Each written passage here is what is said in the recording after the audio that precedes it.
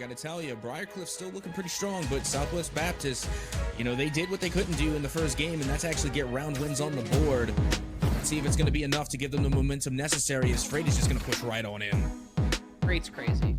Zero fear, zero hesitation with the dink there. Another one, make it 2.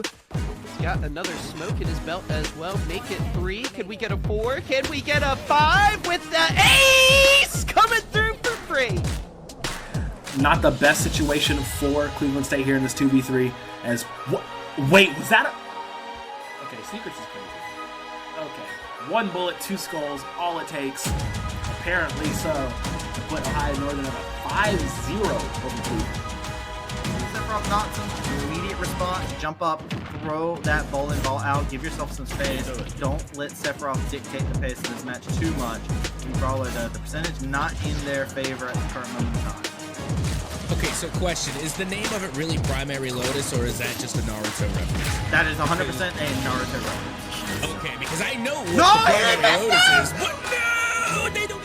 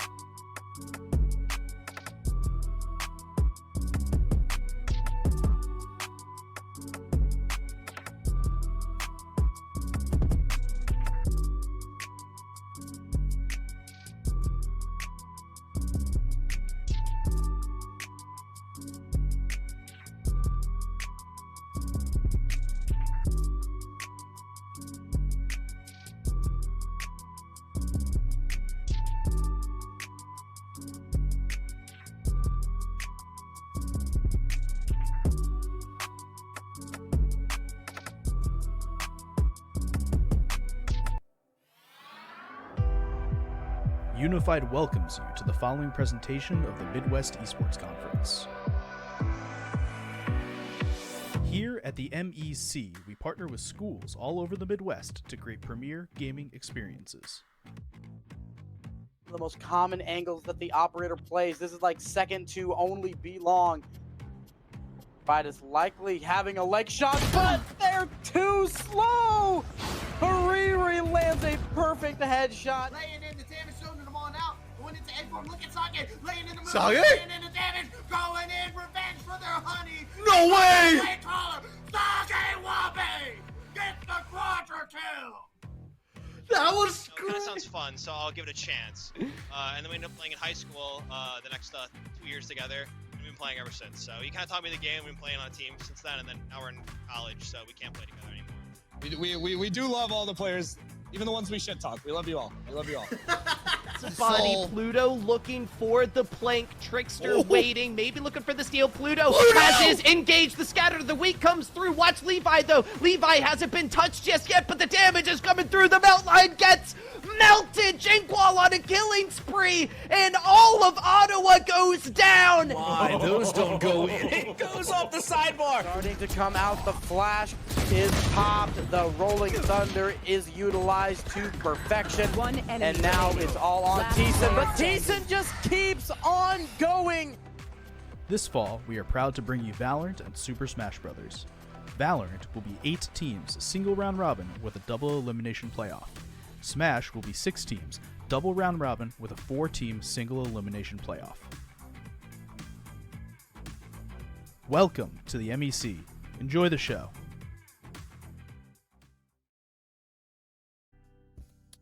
Happy Friday the 13th, gang. It's spooky season in full effect, and we're here for some wonderful collegiate Valorant. I am a Beautiful Crow. I got my boy Ash with me. First time us duoing together in this grand adventure. I'm excited. I know you're excited. But yeah, welcome to the Midwest Esports Conference. We have a few series today, a few important series with a good amount of stakes on the line.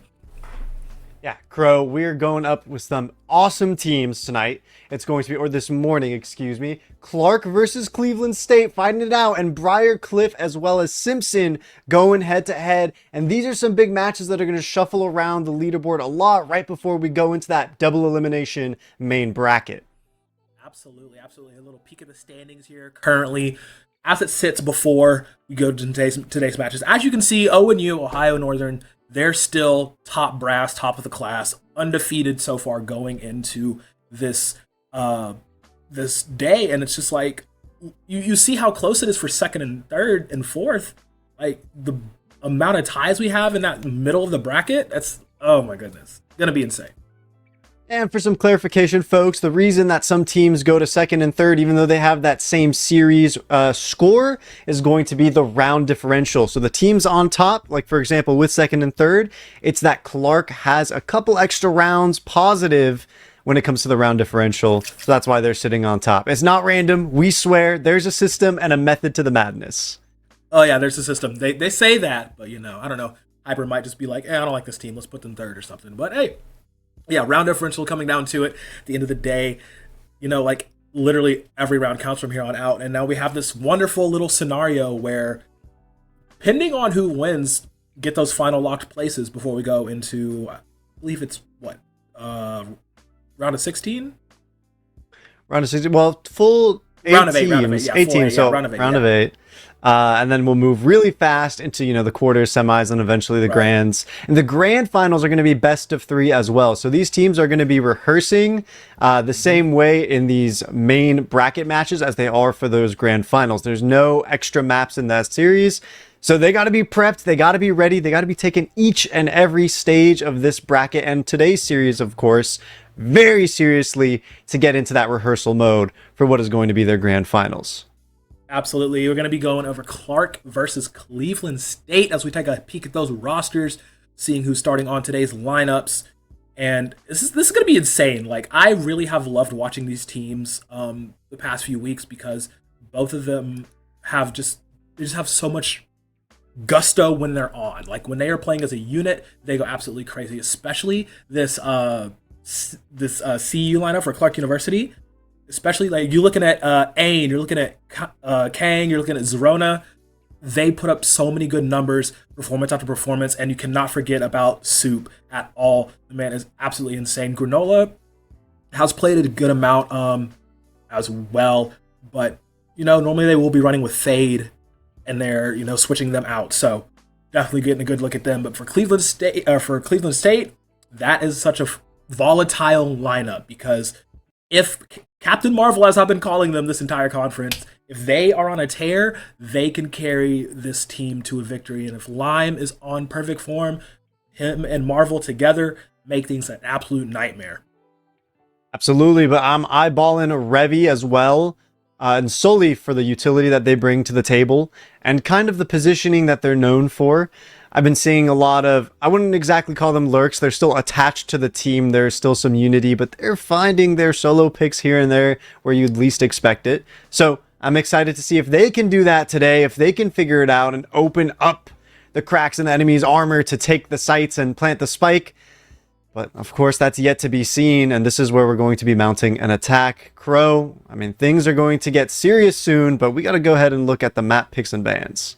Absolutely, yeah. Popping in there to see what we got coming up. This is a fun one. We're actually starting with Breeze today. A little bit of a controversial map in the pool currently with all the changes that have happened to it. And it was Clark's pick. Gonna go ahead and grab up Breeze, and we will fall to Ascent for Cleveland's pick, and the decider will be Haven. So a big map to start, and then falling into the more classical Valorant style that we've come to know. And, you know, once again, ending up on Haven. Unfortunately, no Sunset this series.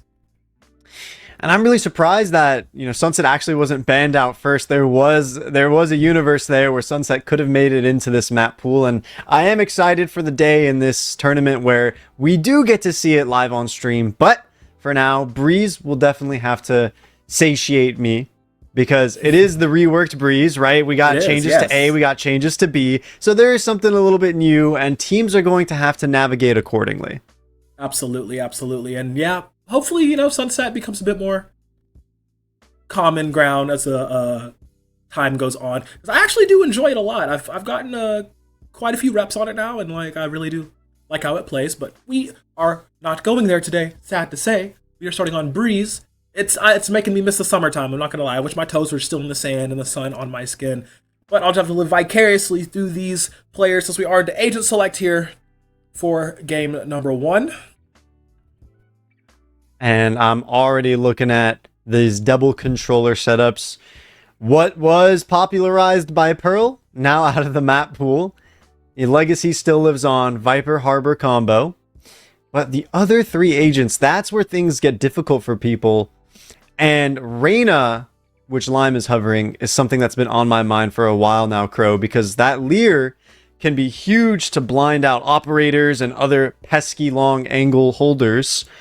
That being said, you can never underestimate a Jet. So it becomes a little bit more of a difficult decision on Breeze, whereas on other maps, it's always between Jet and Raze. Oh yeah, never can underestimate a Jet, and especially with Zerona piloting this agent, the amount of just pure entry energy that this person carries is something to be studied, and how they're going to play around that is really nice. I do love both Kong and Soup, you know, on the Harbor, on the Viper, their ability to hold space and get these good retakes or initiations, rather, since they are starting on attack, is going to be really fun to see. A lot of information gathering, though, with the double combine of Sova plus Cypher. So, like, I don't expect them to play this too slow going out to start, but I do expect them to play a bit more controlled, as it's not necessarily a complete mirror on the other side for CSU. They're going to go double duelist with Lime and Revy looking to go aggressive real fast. I mean, with Cleveland State's comp and the double duelist that you were talking about, it does make sense, right? People often refer to Breeze as the aim map, right? It's the aim duel map where it comes down to the player who's got the best accuracy with all of these long angles and those willing to ADS and whatnot to take their fight. So having 2 duelists, it is justifiable in a meta that's become double controller predominantly across the other maps. I just wonder where this Cypher is going to plug in for Clark. I know that there's some unbreakable trips over on the B side that you can set up and that the camera can be insane, but we're going to have to find out next half because they're starting out on the attack. Absolutely, and looking at positioning off to the races immediately, I do see Sully setting up there towards that A area. I am really going to be watching how Lime performs because I've said it before. It's just, if this player has a really good first few rounds and is able to start, then they are on for the entirety of the series. But if they have a bad first few rounds, they kind of start to fall into, I don't want to call it int territory, you know? I don't want to be a little mean with it, but it just, they don't get a lot of utility because they play these duelist champions. And off the bat right there, you see, gets caught looking the wrong way as Zerona's going to go ahead and pick that down, and Clark University will be able to get the spike down here over on A, and the fight is on. 4 versus 3 situation, and Cleveland State kind of on the back foot here, waiting for a little bit of a extra utility, and the shock dart's going out to flush anyone over at the default plant spot. Revy needs to be checking their corners, and they do. They're able to find Kang, but Kang is going to retaliate with some nice movement there, and Crow, fancy footwork, that's going to keep you alive for a lot longer than you think you would be. Man, he knew it was Friday and just got paid, gonna get going and moving, got the blue suede shoes on, dip, dodging and diving. I really love to see that, and that's a really good start for Clark University to get that pistol and get those extra funds in their pocket. And now it looks like they're gonna call to, for now, it looks like the call for the B site. I do like the rapid site switching, not one for monotonous plays. Especially between round 1 and 2. You don't want to show a pattern too early. And this is going to work out in their favor. You can check on the minimap that no one on Cleveland State is really ready to hold the corner, but we're going to see a fight early on, and Granola taking the cake there, of course, with the Bulldog against the Classic. Marvel was in the right position to get a double dink, but unfortunately, going against even the lesser of assault rifles will get you down in the ground. Let's see how it goes for the retake. Look, in recent times, I am even further ahead on the Bulldog agenda. I believe it's just a wonderful rifle to use in these early to mid rounds, and that will net them a flawless for that round as well. I mean, Clark University just off to a great start immediately. Like, they're playing smart, they're forcing out errors this early on. Like, that's really good to see. Now, absolutely going in, snowballing that advantage, knowing that they want to swap things up. It could be a little bit questionable had it been an instant adaptation out of Cleveland State. But of course, in round number 2, you have no information to play off of, right? So they're just doing the best that they can with what they know in one round and any review they may have done. And frankly, when you're going into an anti-eco, making an aggressive play as a stack, as a team, is the gamble you want to make. You see tier 1 players make it all the time, and it's just by chance that it didn't work out. So now we move into round number 3 where, you know, Cleveland will have the opportunity to buy. We'll see how they retaliate. Yeah, getting some rifles in their pockets, a little bit better cutlery, if you will, to try and dissect what Clark University are trying to plan here, as they are moving a bit slower towards this B site now. Going to go for it again. Double tapping to get this play down. But look how split Cleveland State are. They don't have this like anticipated or scouted, as now the call should be made as the drone is spotted by Marvel, who is not alone on the site, will have their buddy with them. Is, yeah, like I told you, Viper, Harbor together. It's just, I love that that's the combination a lot of people have been loving to play, as the plays have been made, and Sully, great hugging that corner, managing to take one down. But unfortunately, Marvel does fall, doesn't have any backup. I thought the call for backup was made ages ago, but apparently not, as the last two from Cleveland State are just now starting to rotate over to B site. That's okay. Lime's taking their time, playing around in tunnel while their jet approaches from CT, and looks like a operator in hand means that they're going to be able to hold an angle for Lime as Lime approaches. This one Lear, so important for the retake, but used a bit early to get past the first wall. Second Viper wall goes up, and a third Harbor wall. It's just smoke after smoke after smoke, Crow, with this kind of duo. Ooh, yeah, and you know, Soup wants all the smoke.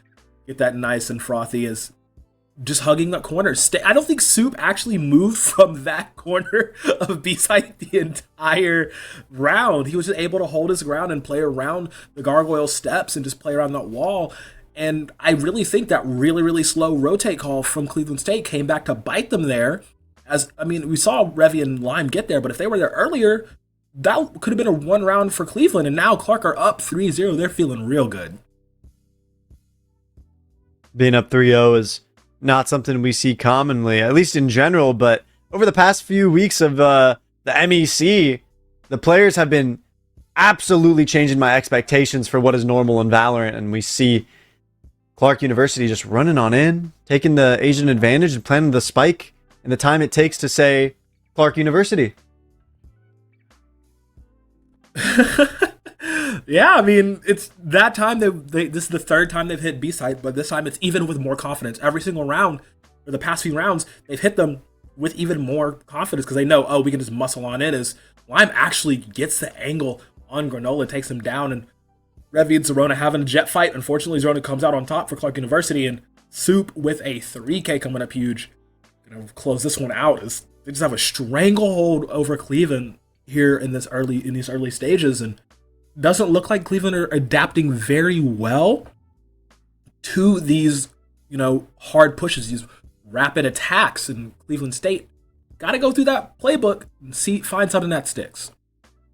Right now, kind of putting most of their utility over at B to help that stall potential a little bit, but now overstacking, and Clark anticipating this, switching up, iterating the strategies once again to go through to the next one, and this could be that A split which they showed us in the very first pistol round. And Cleveland State, you can see on the minimap, they've already noticed something has gone awry. There's no movement at B, which means it must be A. They definitely heard that Viper wall go down. Revy finds one with the operator. Oh, wow. We have to see if Clark is daring enough to push through. I mean, that's a really good takedown to get one, but they traded one back. Unfortunately, in the Fraccar is, okay, Soup, yeah, he'll get the plant. And Marvel still not with the team. This is so interesting to see that in all of these rounds where Clark has just been pushing onto the site, you don't have Marvel with you, rarely had Lime with you, and now it's a 2v3. Sure, it's winnable, but they have to play immaculately, as there's a little trade gunfight, 1-for-1, 2-for-1 actually. Now it's down to a 1v1. The Lime getting set up, does have the Empress available, but no, just needs to peek around, get the tap and the defuse. Finally, something in the pocket for Cleveland State as they take that round. Talk about Lime from Cleveland State souring the take from Clark University. They went out pretty well, though. First, losing the pick against the operator. That was a tough situation to deal with, and still taking a player right on back to make sure that they kept the odds even, and then pushing all the way through. It was a 2 versus 1 situation, and they had a great post plant position. Just that Lime was able to isolate, able to execute, and able to finish the job. Yeah, I mean, that just speaks to, I think, I'm not trying to be a broken record here, but I really do need Lime and Marvel to be there quicker when they know that their teammates are in trouble. Because like I said during the roster rundown, these two players on this lineup, if they are on top form, more than likely the team goes to a win because of how well they can play around them as big anchor points. And I think that's one thing that that Clark is trying to take advantage of. Like, oh, we know they're not on the side. Oh, it's a 3v5, just full on push, and it's worked for at least 4 rounds. But now that Cleveland does have something back in their pocket, they need to continue with this tempo. They need to continue to bolster their defenses, have these quick rotates, and I mean, they're winning the gunfights when they are prepared. So that's a big plus on them. But in this early, defensive side, they can tighten it up just a little bit. I agree that they could tighten it up. What they could be scared of is a fake out by the attackers, right? Clark could at any point set something up where they leave a lurker to come through and start picking off players, or just taking the space outright. If they over rotate, they could shore up all that space to get into the defender side spawn. And that's where a lot of people struggle on Breeze, where as a defender you absolutely can rotate with confidence, but because they opted for the double duelist, they don't have the cipher that Clark do. They don't have passive information anywhere that can give them the strength to move forward or to leave their current spots and then have the confidence to reclaim it, because it's really just Sova Dart that they're working with. And that's a struggle for a lot of teams. Is they decided, that they wanted to go with the aim duel strategy, and kudos to them because they are absolute aimers, as we saw with Lime. Yeah. But it's just, that pros and cons list that's coming out, right? They have to understand and swallow that. They got a full commit and just realize that, if they have to go and retake, if they got faked out on, they're going to have to live with those consequences. Yeah, absolutely. And that does speak to the strength of compositions going to these maps. It's a little scary because Clark's composition, you would look at it and think it'd be better suited for defense, which is how they're able to set up and have that information. But they're doing this well on attack, so that does make me a little worried for Cleveland when we get to the half, because they're gonna want to go aggressive for sure. And I feel like I said, I wish I could be do a little comm check or what the calls are, because there's just the timings seem a little off whenever they need these rotates to come through, or whenever they need someone peak on time. But I mean, hey, when you are an aim god like Lime, I mean, it tends to work out somehow, some way. So definitely, as we are waiting to get back into the game here, just a few little video issues, but it's cool, whatever. But yeah, it's starting to feel like Cleveland have woken up a bit, if that makes sense. Well, 100%. Sometimes you just gotta take a couple of rounds, warm yourself up, get the engines roaring, and then you can start playing. Especially, like I said, they're hanging in the balance of those two players, and that's what you've been saying too, Crow. That's the main point that we've been driving home.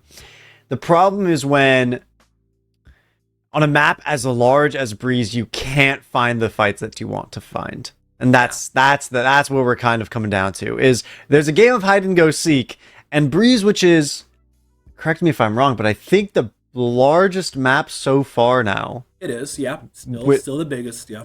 Right, bar maybe Lotus. Maybe Lotus and Breeze are in contention for that title. Yeah. But Breeze is kind of that map where if you're not actively looking for anyone and you're not finding them off the initial rip, you can make that general assumption, which goes to your point of why not just rotate immediately? Why not just find your way to the fight as soon as you can? And speaking of finding your way to the fight, looks like here we are starting in round 6, and Lime is taking a peek at mid. And the setup for the defenders is pretty standard, while for the attackers, they're taking their time. Cleveland State, a lot slower than previous rounds. Yep, and it will be Lime drawing first blood here. As we are pushing on forward. Now that, just like that though, that one pickoff is causing Clark to completely slow down, completely rotate over to A. It's looking like, change their game plan. So very great on Lime to get that first takedown as we are moving ever so closer to this A hit. And oh yeah, just like that. No way. Fode through the waves, gets one, goes for two, dodges out for a little bit, but will be dropping their numbers down as Spike is going down. And let's see how this retake goes, because it is a little bit hectic.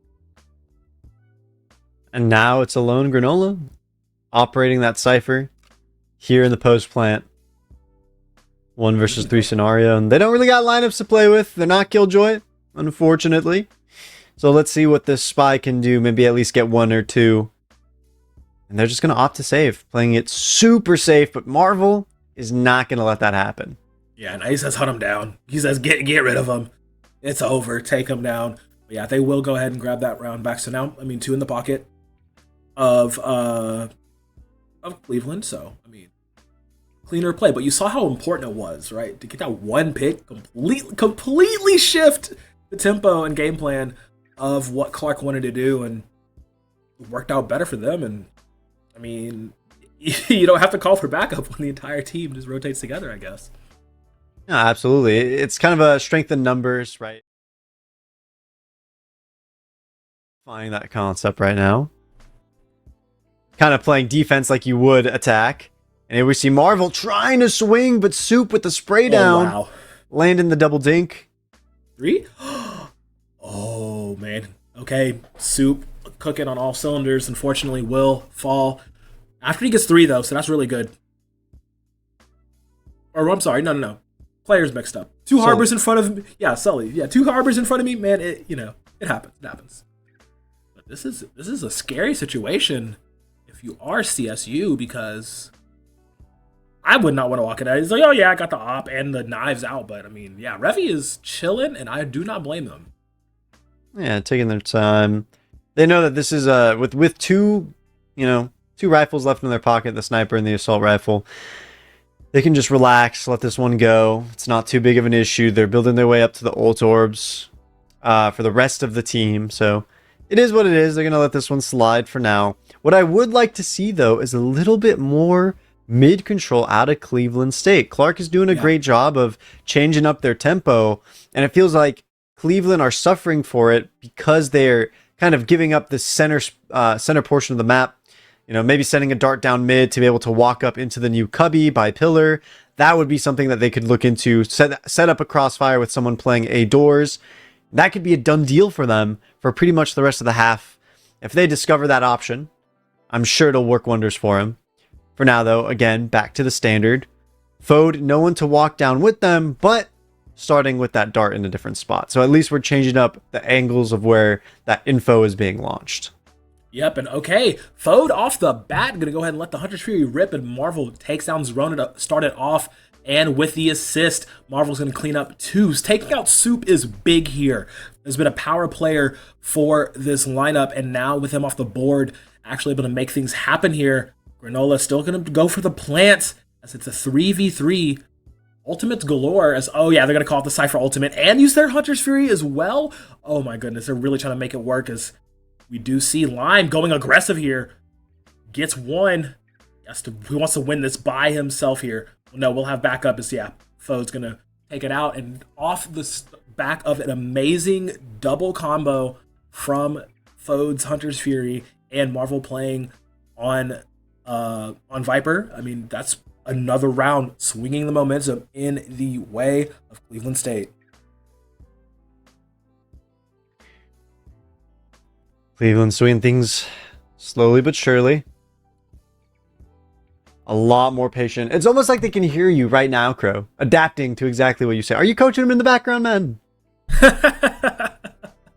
A magician never reveals his secrets. No, for competitive integrity sake, no, I am not. Yeah, of course. No, that's fair. No, all is fair in love and war, though. You can be honest. Nah, I'm just playing. As we see them press forward, Clark, they're poised to attack on the B side, but they've left a lurker. They got a little present in the form of Soup and Lime. Lime might just be on the discovery end of that. Wow. Poised and ready for anything coming their way, Crow. Literally. Just iron sharpening iron is looking like is now. I mean, Granola will get a good pick back on the Fode. Very important information gathering here is they will go ahead and get the plant down and call for the Viper's Pit. I do like this a lot, but it doesn't matter if they just take out all of the bodies anyways. It's down to Lime. Oh no, Lime in a 1v3. I've seen this before. Yup. Oh no, that's one. Mounted the comeback. How does he play inside the smoke? Oh my god. Ain, you cannot afford to miss those. Oh, it's got to reload as well. This is so scary. Still has a leer, though. He does, and the way he's weaving in and out of the pit, causing a disruption. I don't know if there's enough time for him. No, there's no time for them to defuse. Okay. Yeah. I'm just going to go ahead and say, no. Take him out. Got a little dicey there for a second. I thought he was going to do it again.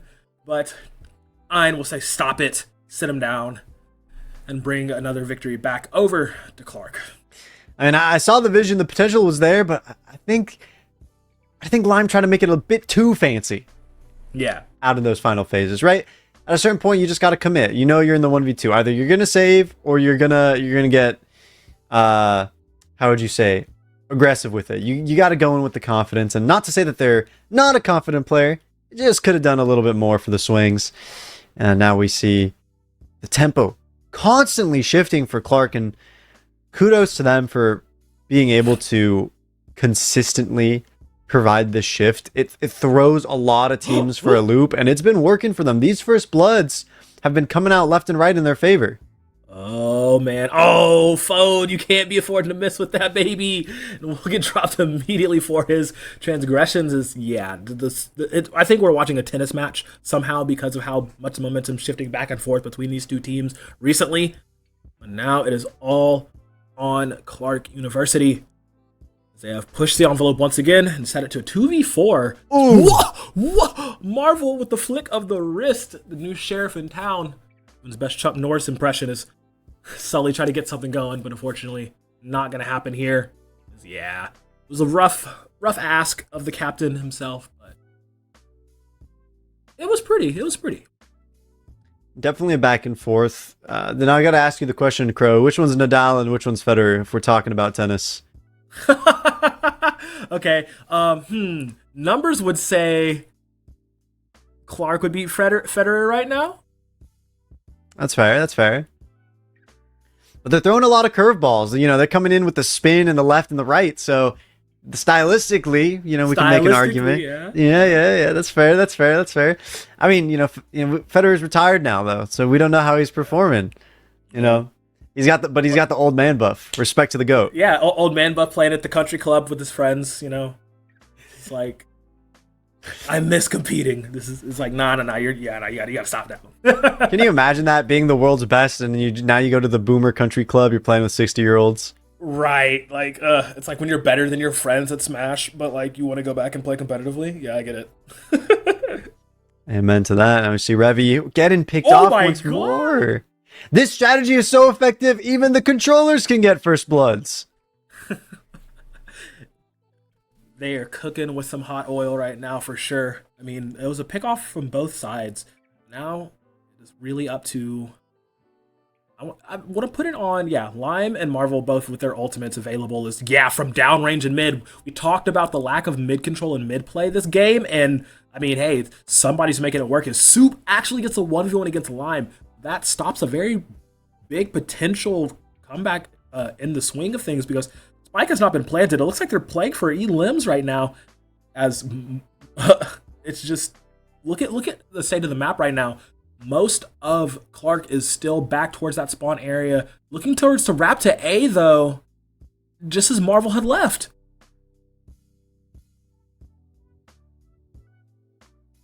But they hear everything going up. Heard the wall, hear the dart. Nice, delay the plan a little bit with the molly, but Ain is going to swing right out. Got to have your gun out at the ready. I do admire the snake bite anticipation, but now you have two teammates walking into a little bit of a beehive.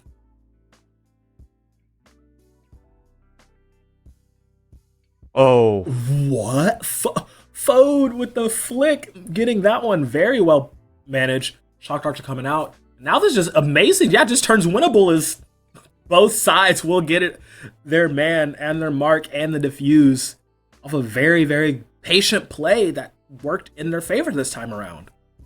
Simultaneously as well, and extra style points for Fode for hitting it with the shock dart. First, the shot on the player jumping in the air. Second, with the shock dart. That's like it's like in those old skater games, you know, you'd get style points for every Style trick that points, you yeah. make. He's on an S+ right now. Oh yeah, absolutely. No, that shock dart kill, beautiful stuff. Okay, Nice. so last round before the swap here. And they're just gonna spin it all and do it all. You would think that because CSU has two wonderful ultimates in their arsenal, yeah, they're reading my mind, planning to use it. Okay, Marvel. They say you want to come towards A side. I dare you. I love the spot where this is planted too.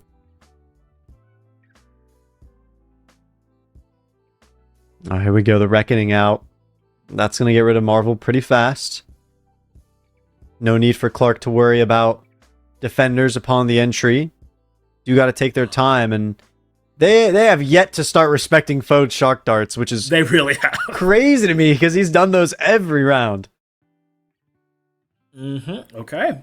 Lime will get their mark. Now it's pushing to a 4v4. Oh no.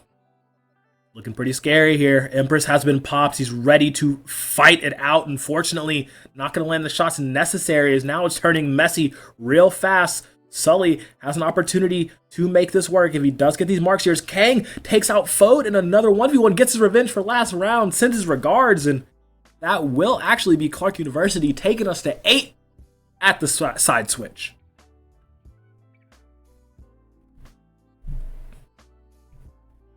And now everyone's reset to the 800 credits. We get to see that difference in defense. Right now, Granola operating on the Cypher. It's going to be a lone Sentinel here, in addition to that Sova.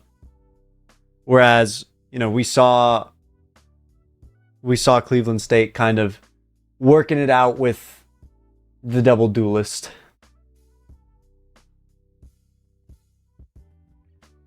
This is going to be really interesting. I am seated, quite literally, ready to see how this goes. Because, I mean, defending aggressively with double duelist.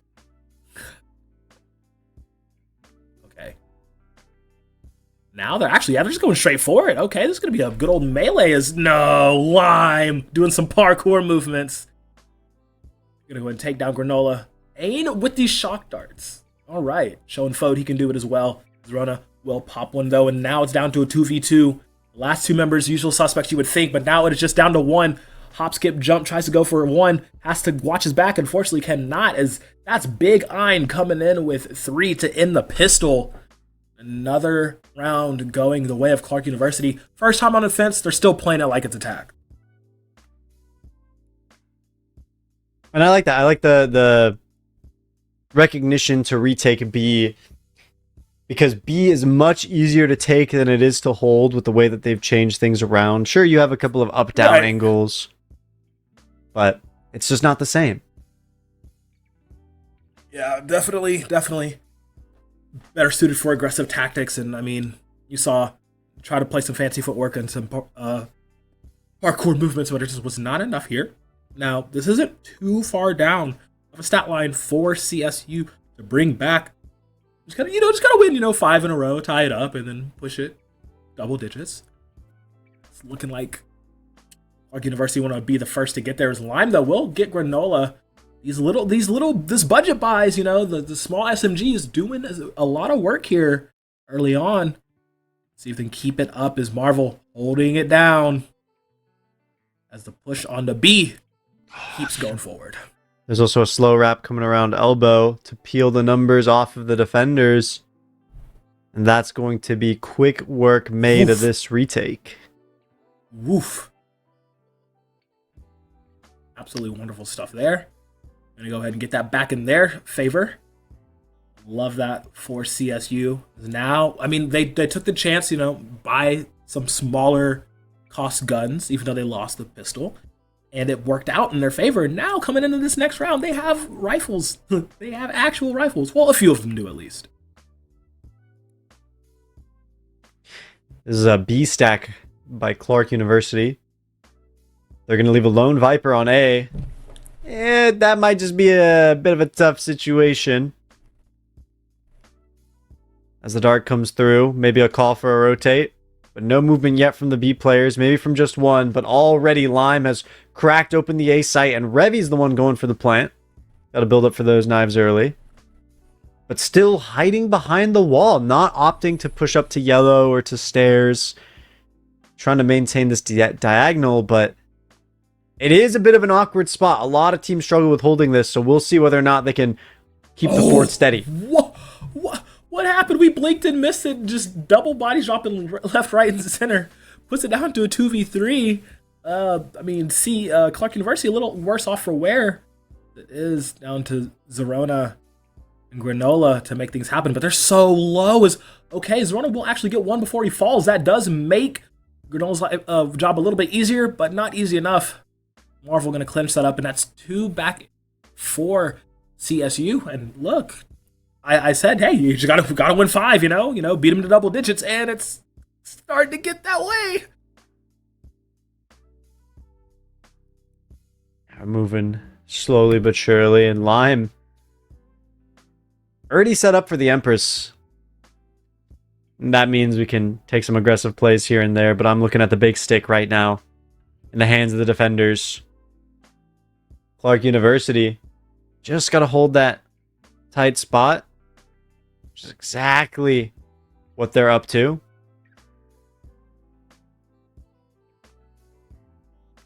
That's going to be an attempt at the plant denied. As we go for the retake, and it's you and I, Crow. Just 2 handsome fellas casting some Valorant. Yeah, you know, 2 spectacled spectacles, if you will. Okay. Okay, I see what you did there. As we're looking over, and it's Cleveland State. Now appears to have taken the site. It's over. Spikes planted. 4v2. Let's see what's cooking. Well, let's not say it's over just yet. I know what can happen. It's never over till it's over, of course. Exactly. I know what Clark University is capable of, and oh, okay, no, they're deciding to save. All right, maybe it is over. They're like, geez, I don't need this. It's fine. There's still a few rounds up. They can afford to drop a few. That is to say, wait, Lime? Ooh, he has an inkling. He has a sniff. I saw the pings. It's like, should we go for it? It's Wabbit season. All Lime's a knower. Throw the leer. Drive swing. Yeah, that's... Oh, wow. Granola caught slipping. You're looking the wrong way, Granola. You're looking the wrong way. There's going to be another one. Look, now they're just too shy out of tying up the series. We're tying up the scoreline in this first map here.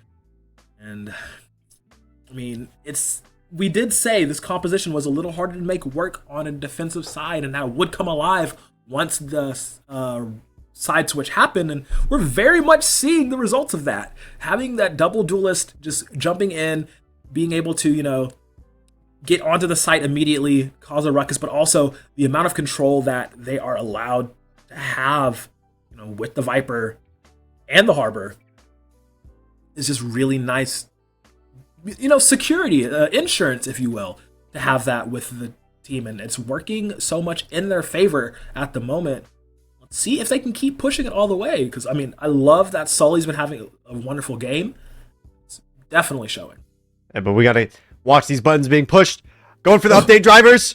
Searching for the drivers. Canceling. Oh my god. Closing down the driver window. Meanwhile, Sully and Ein finding their picks. 4 versus 4 situation. Next to the audio console. Going for the omnidirectional. No, we lost visual. Okay. Make a little jest. Be us casters, little gestures here, to make fun to make it light as we see Lime. Whoa! Whoa! What a place to come back to! We just gotta peek back into Lime, seeing his moments flash before his eyes. Ay, ay, ay. Okay, that will be the plant, though. So in all the Frakarn ruckus, we will get the plant. As CSU is 1 round away from tying it up here. And they're trying to push it.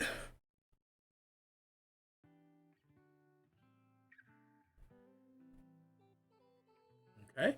Slowly but surely. Now, oh wow. Sully from downwind will catch one, but Ain does push it on. And now that will actually be Captain Marvel going to go ahead and drop that Viper's Pit as they're playing into it. Revy being the boogeyman in the ghosted mist.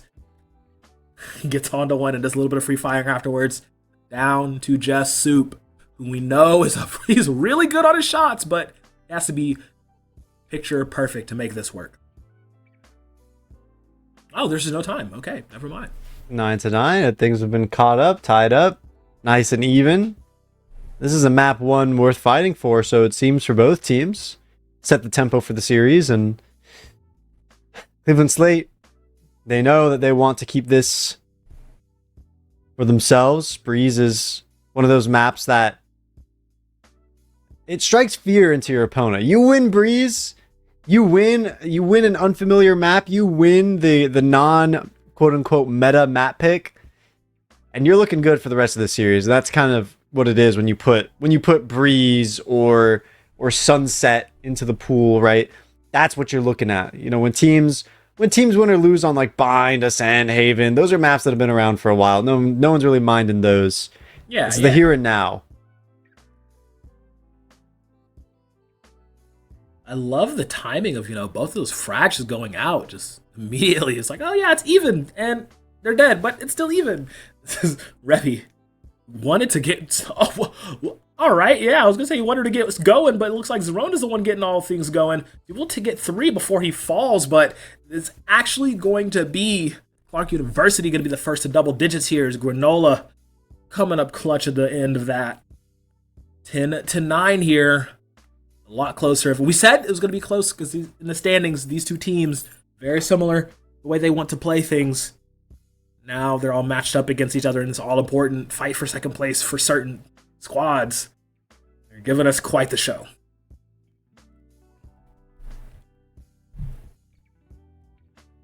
I'm looking at the approach to the map and these early Viper walls. I want to hand it to Cleveland State. And Clark was doing this too, right? Getting those Viper walls up early, knowing that they have a harbor wall in their pocket to navigate the map. Zerona finding a first blood early on Fode and not having that information for the entry in a double duelist comp. That's going to be a little bit tough here. Cleveland State, they gotta find a way to retaliate back, find that pick, even up the numbers at least, but it's gonna be difficult. All right, unless you're Lime. Lime makes it look easy, Crow. He does so often. It is absolutely insane. I mean, he's making me want a margarita this early in the day, not gonna lie. But oh my. Fortunately, Ain will calm those cravings as he takes him down. Sully and Soup bullying each other. 3v3 on the site. Now Revy will actually get the plant down. I thought the spike was down already. My mistake. But now, our fight is on. 3v3. Looking at positioning on the map. I do think there might be a Sneeko in here. Yeah, we see Sully wrapping all the way around to try to get, the peek on. Maybe thinking nobody's watching mid here. This could potentially be real spicy. He sees the pick, he gets the elbow, and yes, he does get his man. Wow. Exceptional play. Oh, Kang gets to one? finish it. Okay. Sully gonna make sure he's like, no. All my work is gonna pay off here. We're not letting this round slip away like that. Once again, it is tied up 10-10 here. I love that awareness to rewrap the space through mid, knowing that there could be a defender coming through that pathway from B, from tunnels. So giving enough time for the cross to go through and then taking up, shore up the space, and solely also having full confidence to peek despite not having a clear shot on that Cypher, knowing that the Neural Theft was going to pop sooner than later. All of that coming together for Sully to kind of save that round for their team. Again, keeping things even. And Soup, though, a great harbor in their own right. We can't forget about him. He's hearing all this talk about Sully, and he wants his name in the picture too. Revy, how did you even... Oh my god, get Zerona as he's going up the tether. Fode has been really on point with these Hunter series this game. Managing to take down multiple enemies always is good with the Sova. But yeah, I mean, just once again, even Stevens is the name of the game. Is now Sully dropping it 2-4. Ooh, wow, Revy. On point as is. But Kang, we know, will not go down without a fight.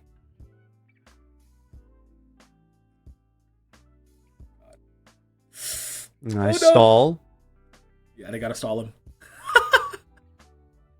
Oh no, through the smoke! Revy has to win the 1v1. Okay, they will clutch it up.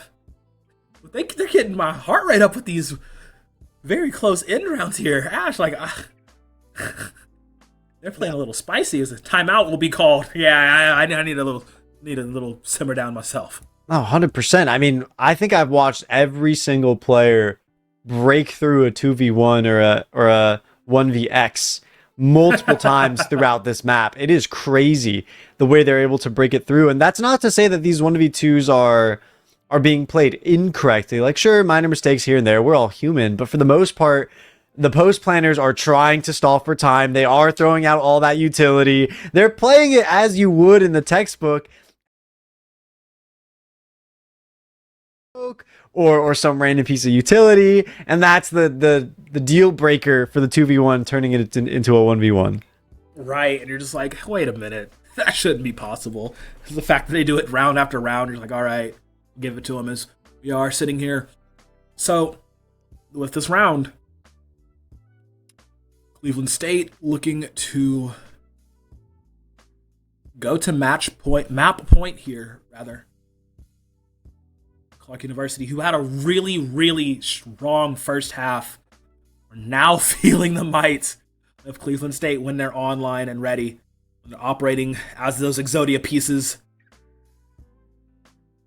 They are fighting on the B site where all of the calamity has happened for multiple rounds. This game is,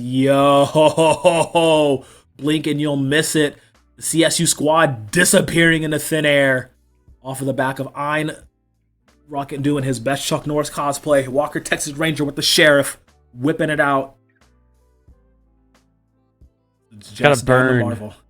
It's gotta burn for Cleveland State. Walking into a thrifty. And especially that judge in the corner. You know, that's the... Yeah. We were talking about tempo change. I was giving all that credit earlier to Clark University on attack, and they're able to do it right on again here in the defense, just with a simple swap of the buy. Doesn't matter how many credits, you give them enough to buy a shotgun, it's good enough for them. It's great. It works immaculately. Just set up in a corner. Just, you know, do a quick little cross prayer or whatever, circle prayer, whatever have you, and just be like, all right, cool. Let them come. And they just dropped like flies, and now it's 11-11. Oh god. I don't want to jinx the overtime, but this feels like an overtime game. Guy and Lime spotted out. Got to tuck for the dart. Got to clear themselves up. And this Viper's Pit acts as a great barrier of entry to B.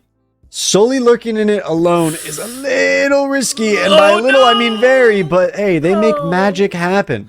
Oh no. You're saying Sully was going to be risky. I thought it was Kang that was playing too risky. I mean... Oh, man, I know you have to be, like, in your pit for it to stay active, but, bro, oh, not like this. Okay, it was a sound strategy that was working for Clark, but now CSU, they pick their mark and they're like, let's move somewhere else. Oh, my God, Sully. Get this man Buddy of the Year award because he has been playing so well for a squad in this map.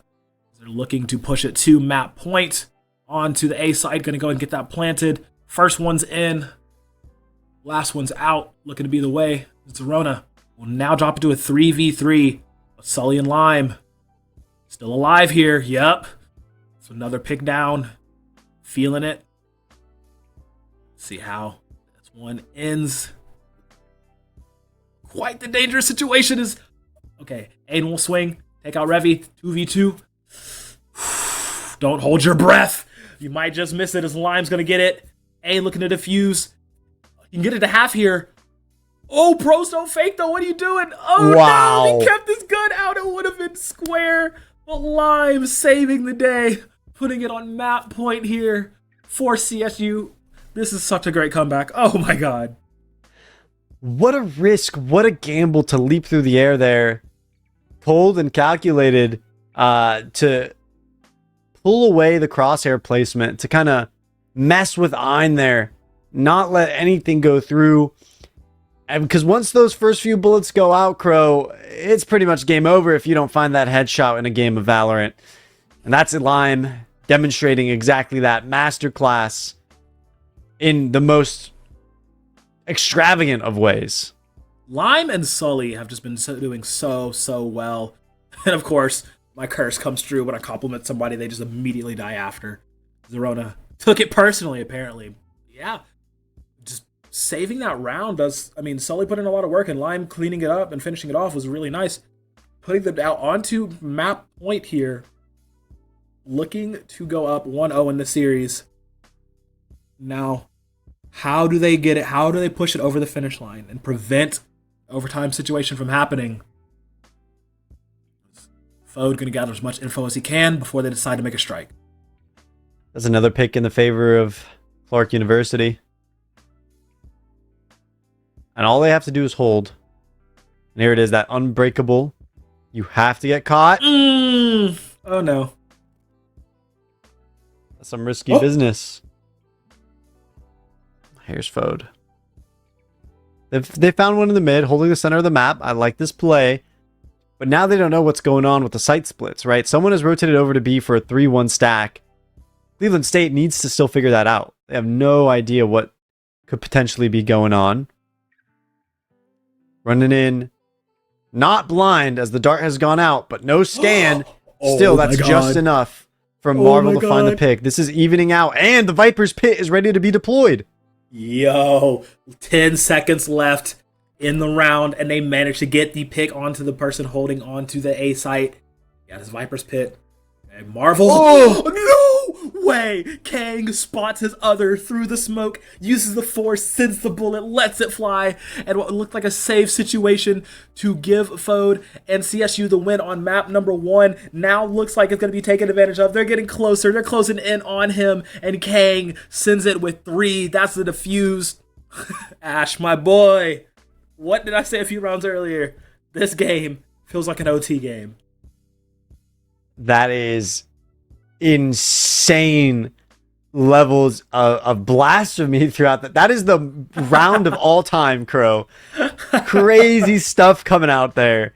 I mean, the ultimate by Marvel there to after getting the spike down, and then Kang finding just the random headshot with the sheriff is insane to me, because that was almost the perfect opportunity to make a recovery on that round. For sure. And it was just stolen away by Lady Luck. Oh, man. And we know that CSU's defensive rounds have not been near as good as their offensive rounds. So for them to have to go into overtime, 2 to win, it's a tall order. See if they are poised enough to finish it off here. As Clark just ripping victory from their hands. Okay. First blood. Sully. Cleveland State don't want to let this go too easy, but maybe we're both a little bit cursed there, Crow.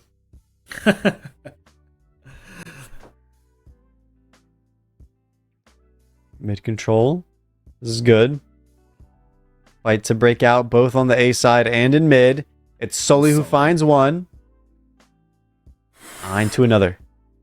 Yep. Oh, wow. Jump straight into it, though. He has to win this. Falls back into the smoke, saving his life. He has 1 HP. Soup, however, 1 HP left. Nope, will fall. Not before the trade happens, though. It's up to Revy, and it is up to Marvel to finish this off. And a perfect look. He misses. He went for the shot and actually whiffed it. Oh, my God. This is so scary. It's so close. It's ridiculously close here. 28 seconds. They know where he's at. Not even daring to try to wrap around. Oh, wow. And this perfect angle for both Marvel and Revy to collapse on him if he tries to peek his even a finger out. Taken away. All right, Ian, what are you going to... Time. There's no time. Yeah. Oh, Marvel. Okay. Yeah, Marvel sticking to that angle. Getting his revenge on A-Site. Okay. Overtime match point for CSU. They brought it all the way back to this point. This is your redemption. You had it in the palm of your hand 2 rounds ago on this A-Site. Almost made it work. Clark University took it from you. Got that fumble. But now we're back once again. They just have to push it a little bit further. But now Zerona with an op is actually terrifying. Walking it up, we'll see what Lime has to offer this time around. We've usually been seeing them work the map first. But now just going straight through. Soup! Whoa. Just picking off Fode.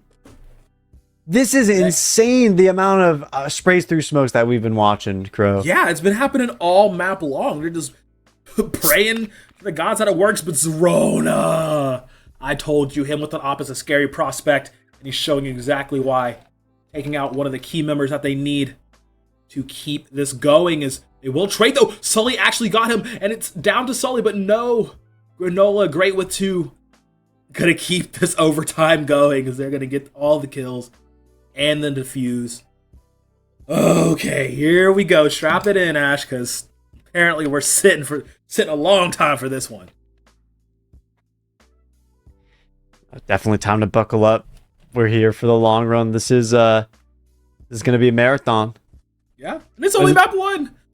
It is only map 1, and that's where I'm thinking about the series, right? Where you think about the mental of the collegiate player, and when you go for a map 1 that's this long, it's very easy to succumb to a bad mental, right? Mm-hmm. And the winner of this kind of map 1 can generally go on to win the series, because of how you set yourself up. So I want to see whether or not all of these students can keep things up, right? Stay positive after this map, win or lose, or if it'll turn into a quick 2-0, regardless of who takes map 1. So we'll find it. We'll see. But for now, it's going to be a slow approach, and I like the slow bleed. Create anxiety in your foes. All right, Clark University, not opting to show their hand yet, right? They throw the wall early, as they always have. But for all Cleveland State knows, it could be a big fake. Yeah, it could be, but hey, the map says otherwise. They're stacking hard. Sully trying to get to the corner. He doesn't get there in time to set up shop. Oh no. Zerona will take him down. Lime's good for 1. Gonna go ahead and get the overshield. Pop out for 2. Fode staying alive. Manages to pop Zerona. Not gonna allow him to do his wreaking havoc that he normally does, but it does cause them to lose Lime. Soup is on a tear. Gonna get the plant down.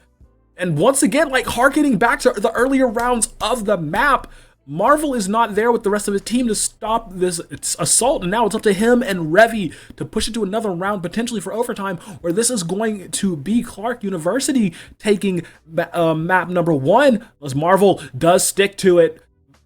Gonna throw the snake bite out as well. Going up and over does Revy, but he loses the gunfight. He loses the 1v1. Marvel swings on the 1, taps for the defuse. There's not a lot of time left. It is just him needing to clutch. He's not looking the right way, and it is Granola taking it. Oh my god. Saving that round, the impact frags. Granola here has kind of been struggling on the scoreboard, but whenever they come into the spotlight, they're doing something big. They got a lot to offer with their utility. But it's crazy how close this is, even with that kind of a performance, right? Granola finds their engine, gets to the start. If they take this home across the finish line, something tells me that they're going to be an absolute beast in map 2. But we'll see what Cleveland State has to say about it. Yeah, absolutely. Okay. 13-14. Clark just needs to put it to 15. Very scary situation. There is only the Viper's Pit available. It has actually already been popped as Zerona takes down Sully, who has been, pivotal in a lot of these wins. Oh no, Zerona's awoken, but Revy says go back to sleep. Time to go night-night. Puts it to 3v4. getting something back for his team in their favor. Nobody's at A site for Clark University, but CSU doesn't know this. They don't have any information or any way to have this scouted, as they could have been on the site already, get something planted. There's a lack of knowledge and information just drawing this clock timer down, and now they will finally get onto the site, but it might be a little too late, as there are 2 members of Clark University meeting them there. CSU, okay, Marvel will get the plant down. Now they have to win against 4. This is a tough little position. Revy is hoping for someone to lurk through mid, but that's not going to be what happens. So it's up to the rest of Cleveland State to buy him enough time to wrap around, but that won't be the case either. Fode falls to their counterpart Ein. Marvel's left alone. They got the 2 snake bites, but it's not enough. It's not going to stop the diffuser. It's not. He's right there. He's praying through the wave, but it's not going to happen. All the times we've seen headshots and kills go through smoke and utility, but the one time it mattered most, it did not happen. And it's going to be Clark University just taking that win. What a map. What a map. Oh my God. 15-13, both teams showing off their stuff, the mechanical prowess, the map navigation, the ability to take space, recognizing and adapting tempo changes, especially with Clark's ability to make those types of stylistic changes in their calls. An overall amazing demonstration of collegiate Valorant, Crow. But I think that's it for us for map number 1. Folks, you got to stay tuned, because map number 2 is going to be underway soon.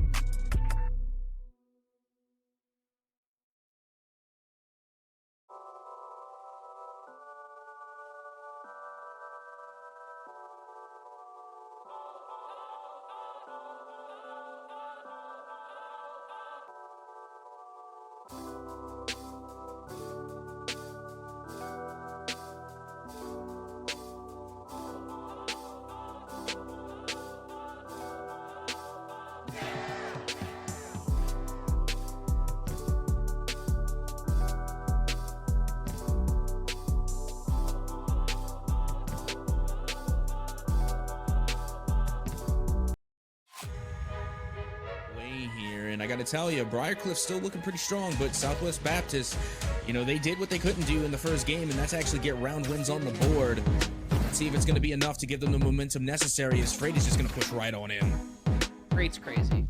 Zero fear, zero hesitation with the dink there. Another one, make it 2. He's got another smoke in his belt as well. Make it 3. Can we get a 4? Can we get a 5 with the ace coming through for free? Not the best situation for Cleveland State here in this 2v3, as wait, was that okay, Secrets is crazy. Okay, 1 bullet, 2 skulls, all it takes. Apparently so. To put Ohio Northern at a 5-0 over Cleveland. Sephiroth not some immediate response. Jump up, throw that bowling ball out, give yourself some space. Don't let Sephiroth dictate the pace of this match too much. And Brawler, the percentage not in their favor at the current moment in time. Okay, so question, is the name of it really Primary Lotus, or is that just a Naruto reference? That is 100% a Naruto reference. Okay, because I know what Primary Lotus is, but no, they don't.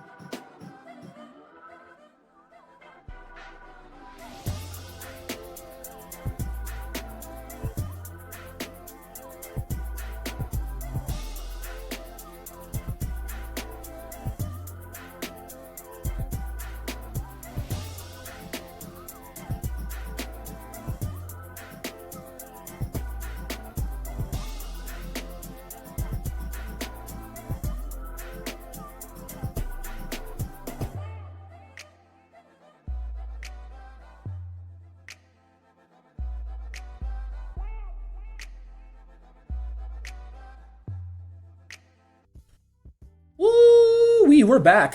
That was an explosive game one. It was a long one. They ran the gauntlet, so to speak. But I mean, at the end of the day, you gotta have the force to guide through those smokes. I'm still just shocked at that ending. That like of all the things we saw throughout map number one, so many times people falling through smokes, through completely blind sights, and that's how it ends with them missing it. Insane. But we are on to map number 2 here. I believe we are going to Ascent. Yeah. Ascent is going to be one of the, how would you say, historic maps. It's gone through its lifespan. It was originally introduced, and I think it's definitely the cousin to Dust 2 if we're talking in the Counter-Strike perspective, right? You got a wide open mid.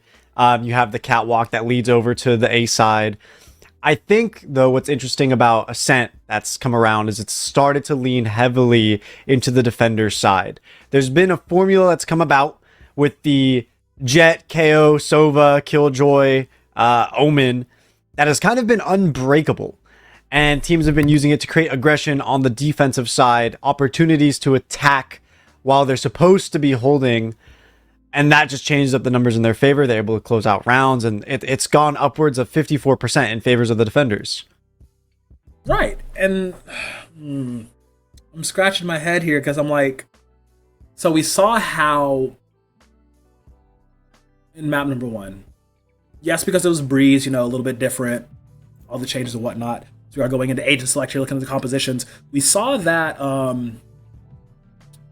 starting on defense for, I believe, CSU starting on defense last time. Yes. And it didn't really, like, they weren't able to come alive just given their nature and their composition until the side switch happened. Here on Ascent, I feel like they will do better on both defense and attack regardless of how they start. But like Clark University, their ability to bolster down came into question as well. So looking towards them starting on defense with this composition, I feel like Zerona and Kang will not be able to get going until, once again, that side switch happens. I think for me, what I'm initially noticing is Cleveland State opting for the breach and the raise, and I want to see what their game plan is for the positioning and usage of that utility. We don't generally see those picks. When we see initiators replaced, it's usually for Sky or Fade, but breach on Ascent, not so much, and I'm curious about whether or not those aftershocks are going to come into play, because there's definitely a lot of angles where you can flush out players, but the fault line might be a little bit more difficult to implement. But they're on attack, so this would definitely be the half to see the potential of that breach. As you see a early 0 point come out and get broken, and a KO walking up with it. Yeah, absolutely is. Oh, wow. Yeah, Revy's gonna go and claim that one immediately.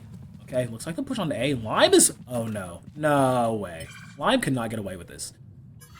Lime on Raze is a totally different beast. Normally, they default to the Raze over the Jet.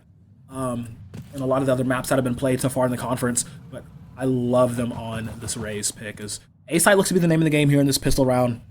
Playing it a lot slower than I initially thought they would. It's wow. Literally sitting on death's door is Rona hiding back in the corner. But yeah, look how patiently they're trying to play this through. A little uncanny.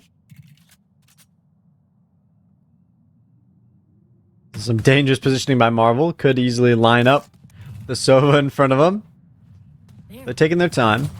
I like that. Cleveland State, they want to go out. You can tell that they're trying to find some method, some way to get the spike down. But 30 seconds left on the clock. They know that they don't have to overcommit. They know that there's danger involved with committing to A. So best not to prod a sleeping bear. And they're just going to swap things up, go over to B, where it's going to be much more open. 10 seconds left. Okay. Last 10 seconds after a very long, drawn-out round where nobody else has died. Well, I say that immediately, 2 body drop. Wow. And it's on the other side of the map. Honestly enough, that is a great gambit play made by Cleveland State.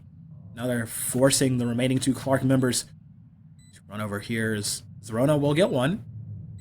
Yeah, this very long, extended, drawn out round number 1. Starting to favor Cleveland. I mean, they can opt in the madness and play fast if they want to, or they are gonna play this down as 1-to-1, and Ain actually gets both. I don't believe there's time enough to defuse, so he has to get this kill right now. Okay. Okay, that's around. Oh! Wait, no. There's no. Okay, yeah. I was going to be real hyped if he actually had enough time to do that, but no. Took a little bit too much time. Yeah. Took a like literally a fraction too much time trying to get that last frag before going for the defuse. Made all the difference in the world. It's going to be a tough one, but hey, you got to come away with some extra ultimate orbs, right? So you can't be too mad about it. There's still the opportunity to make some plays here, right? That's the point of the KO Sova comp, the bread and butter that has been crafted for Ascent, that's been in the meta for so long, is that you can make some magic happen when you're on the low buy. And this full stack on A, that's the goal. Find a couple of weapons, snowball that into something greater. But this push-up, Cleveland State, they're just so aware. Still, Zerona finds one. Yeah, totally planned tactical recon dart. He's checking the flank. Exactly, and I mean, best call to be made here is they are hard stacking towards A. This corridor is looking to push on the site. Ooh. He's just letting it rip, trying to get something out, but nothing will land. There comes the dark cover. Well, there comes the paranoia. Something's big is cooking. Kang. And that's going to be Kang finding 3.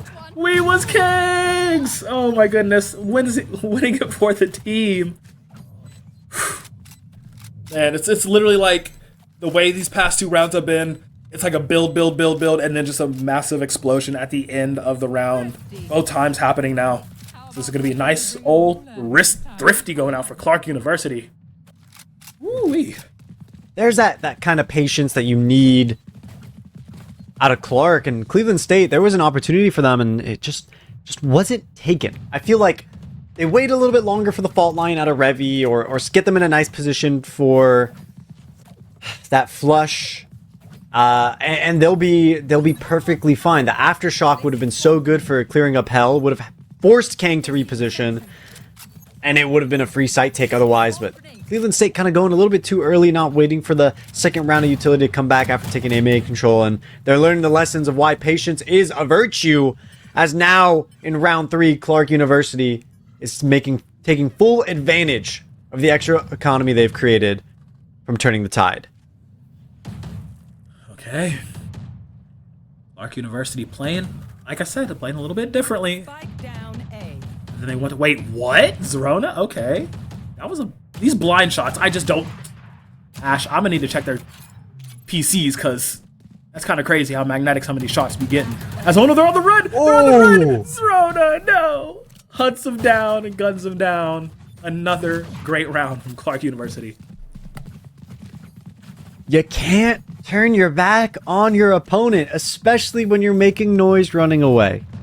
That is a fatal flaw, and that's what's going to send Cleveland down and Clark up 2-1. And again, Clark already taken that first map, right? They just need to take Ascent, and they're done with the series. And it looks like they're getting awfully aggressive. They're trying to get this map over with as soon as possible. You can look at Zerona's positioning, and they want something over at Tiles, but it's going to be B that Cleveland is eyeballing. The paint shells go out to try and clear market, but that's not going to do anything.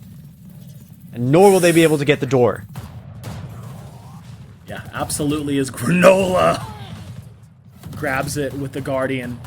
Lime making his way onto site on a mission to recover some rounds for his team. Doesn't have his guns out. Misses the jump in, but does not matter. Will get Ain. Taking him down, holding that long angle, a little bit blinded, does not matter. Sun in his eyes, does not care. So Revy will get one frag. Behind the box, does he see? Lime, yes, gets Kang. Oh my god, Kang, wow. absolute maniac, just barely missing out on Soup. 30 HP wins that 1v1. Cleveland State. Lime, he's really, really trying now. Clark University with a nice setup. I'm a big fan of nano swarms on the Switch. That's kind of my bread and butter when I'm picking up KJ on Ascent, and I love to see other players doing it as well. You know, you keep that angle open for any rotations coming in, and boom, your B main is held by a teammate while you get to anchor onto the site. But regardless, Cleveland State still powered through. It just came down to a few mechanical errors out of Lime to not be able to get the timings to get rid of the defenders fast enough. Yeah, absolutely. Okay, pushing forward here. Clark University just seemed to have the tempo up. Is who is opping away right now?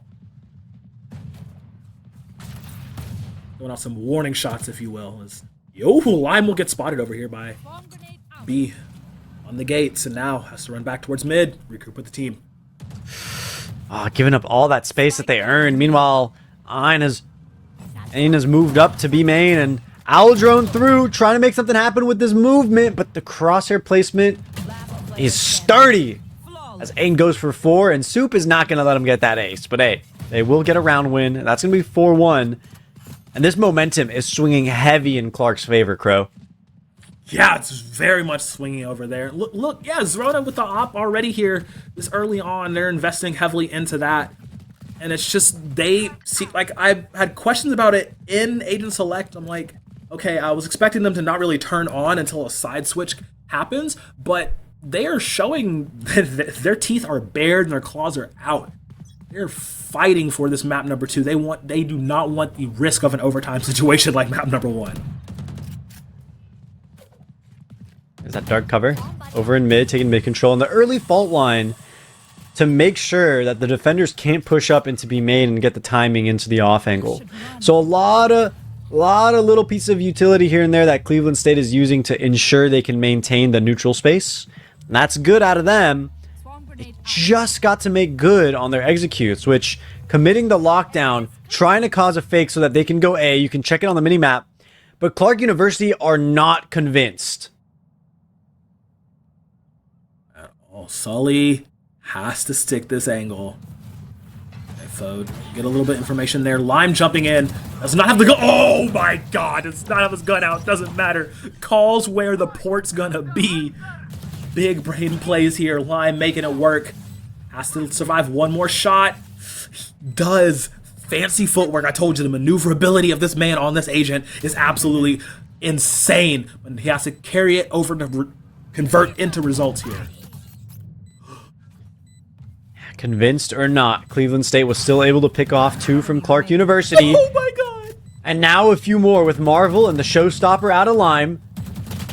It's going to leave alone KJ in a 1 versus 3, 1 versus 2 now. Granola struggling in the last map. What can they do now? Find 2. But just can't turn fast enough for the 3rd. Still an amazing try. And Cleveland take a 2nd round. It took a lot of heavy lifting for that man at the top of the leaderboards, dear old Lime, to get them to that point. But wow, good job on them for cleaning that up. It got real scary there for a moment. Yeah, just, oh my god, these rounds. So close, and now I'm looking at Revy's Rolling Thunder. That Breach ultimate coming out, great for covering the entirety of A, which is exactly where the majority of those attackers are positioned, but still showing that patience first. Kudos to Cleveland. They know that they have the utility to execute, but they're going to make sure that they don't give anything up first. Gonna try to get some utility dumped out. And then out goes the Rolling Thunder, and Lime always making the moves and the fancy footwork to get things happening, but Revy will be the one to draw first blood. Yep, absolutely. Is Lime suppressed or no, trying to take him down. Fode gets the plant, but what a wipe. A team wipe coming out here from Clark University. Fode just has to sit and wait his execution as the guillotine goes down. A 4K for Ain. That was quick work of the post-plant scenario by Clark University. Swinging through, and here comes the pause by Cleveland State. They got something to discuss, and so do we, Crow, because They're taking their time. They're making sure that the basic utility out of Clark is spent. But I don't think they're having the opportunity to work the entire map. We've watched a 4-1 split or 5-0 out of Cleveland State for pretty much all of these rounds, right? They're not taking the time to get rid of Killjoy Mollies or the alarm bot in mid or breaking the turret before committing to one side of the map. And so that's resulting in Clark being able to respond so quickly because, hey, if the Killjoy turret's not going off in the first 30 seconds, we have a good idea of where they are. That's pretty much the dialogue of the Clark University comms, you know? Right, exactly. And yeah, this pause definitely. As I was like, I'm in that room slapping everybody on the head with the clipboard, getting it together. I mean, look, Lime and Revy are trying to do some heavy lifting, but Clark University, they're actually so scary right now. It's a good start for Cleveland. Get some stuff going, but they just need more. They really just need to put more into the tank. And that's why the comp that Clark is playing has been signature for so long. Having the 2 initiators means that you can spread out across the map and get that information slowly but surely, not having to worry about the timer. You just have everything on a rotation. Without them, you're going to find yourself picked off by an op early, and that's exactly the benefit Zerona has, being on the defensive side with the big stick in hand. And they reposition immediately, and might they peek out over on Cat? Oh! Still going for it. Good for 2. And is it another reposition? Here we go, Marvel. Coming back. Approaching is Ain. Getting rid of foe. That's their counterpart off the table. Cleveland State picked off one by one here. They still got the spike in hand, but no territory to work with. And Marvel detected by that knife. That's going to keep Clark University confident in their hold. Double stacked here. You might get one, but can you get the other? Marvel alone with just a ghost in hand. I mean, sure, they got a buddy with the sheriff behind him, but it might not be enough. Nice dink, actually, to find Kang. The swing, the trade is a bit late, but Soup finally gets it. Solely tucked in the corner, though. Trapped with 65 HP. Gets out, but gains nothing. Doesn't have time to go to that body of Kang. 20 seconds left on the clock. Finds the flick on Ain and another on Soup. Wait a minute. Why are we running down one by one against Sully? But it's okay. Zerona closes it out. False alarm, ladies and gentlemen. Fans of Clark University. They're not letting that round go for free. But Cleveland State, the engines are burning hot. Sully kind of showing the rest of the team how it's done. He said, hey, guys, I'm on Sentinel here. If I can do it, you can do it too. Leading by example. Hey, why not? Calling the timeout and then demonstrating exactly how they want their teammates to be performing. That's the kind of spirit you want. And we see moving over to round number 9, and here's the opportunity to use that Sova utility off the rip. That's kind of where we've been struggling as Cleveland State, right? They got the Sova. They don't usually have the info immediately. This time around, using it to their full advantage, and Lime making use of the satchels to get right on in. But again, Clark University responding in kind. 2 agents low, but still with an agent lead, Crow. Why is Zerona so good with the op? Oh my goodness. But Fode, 18 HP, trying to make it happen. But yeah, Clark University, they are on fire on this map pick. I believe, was their map pick, yes? Or no, I think this was Cleveland's, wasn't it? It's okay, going to be Cleveland State. This was CSU's map pick. I thought so. Yeah, at the top of the map. But oh my god, like, you would think it's Clark's map pick with how they've been playing it just so aptly every single round. And it's really a testament to the strength of the squad. Like, we know if CSU, you know, they get the 5 members in alignment, go in Exodia mode, it's wonderful. But for Clark University to be playing like this, you think they all share one brain cell together.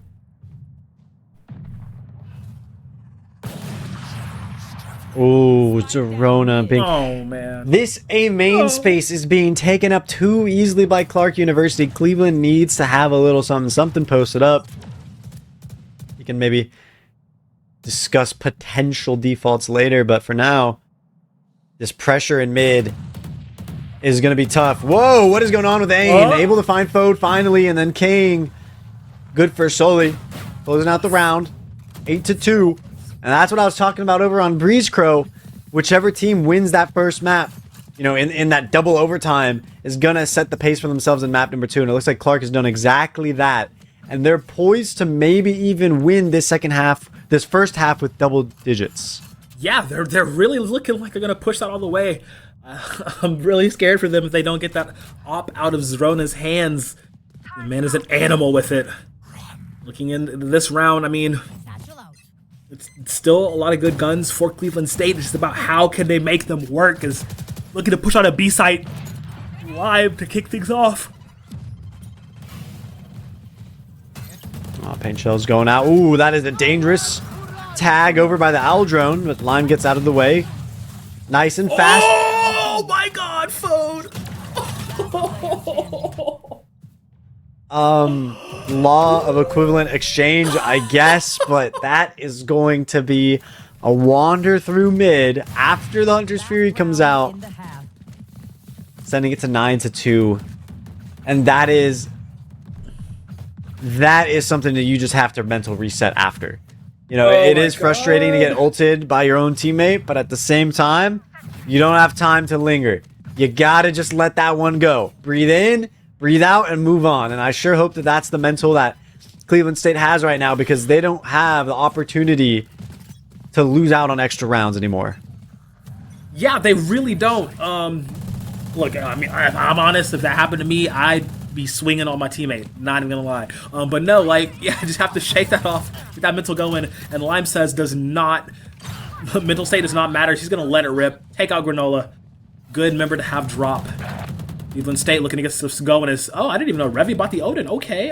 It's good for him as we get Lime with 2 now. Goes for a third. Yeah, like I said, whenever Lime gets cooking, he wants to take this in his own hands. It's looking to be the case here, as it's just Zerona alive with the op, but then that's scary because it's Zerona with an op. Lime's gonna finish it with a 4K though. Cleveland State taking something back after a much needed win. And now the swap comes out. Don't any of you forget that. 9-3. We can find everything reset. Now we get to see what that breach may offer on the defense, right? We didn't see a whole lot for the attack. Maybe they can go for some aggressive plays, funneling down a main. We're seeing the breach positioned over in tree room, so that could be the case. But it's going to be the entirety of Clark University now on the attack on the B side.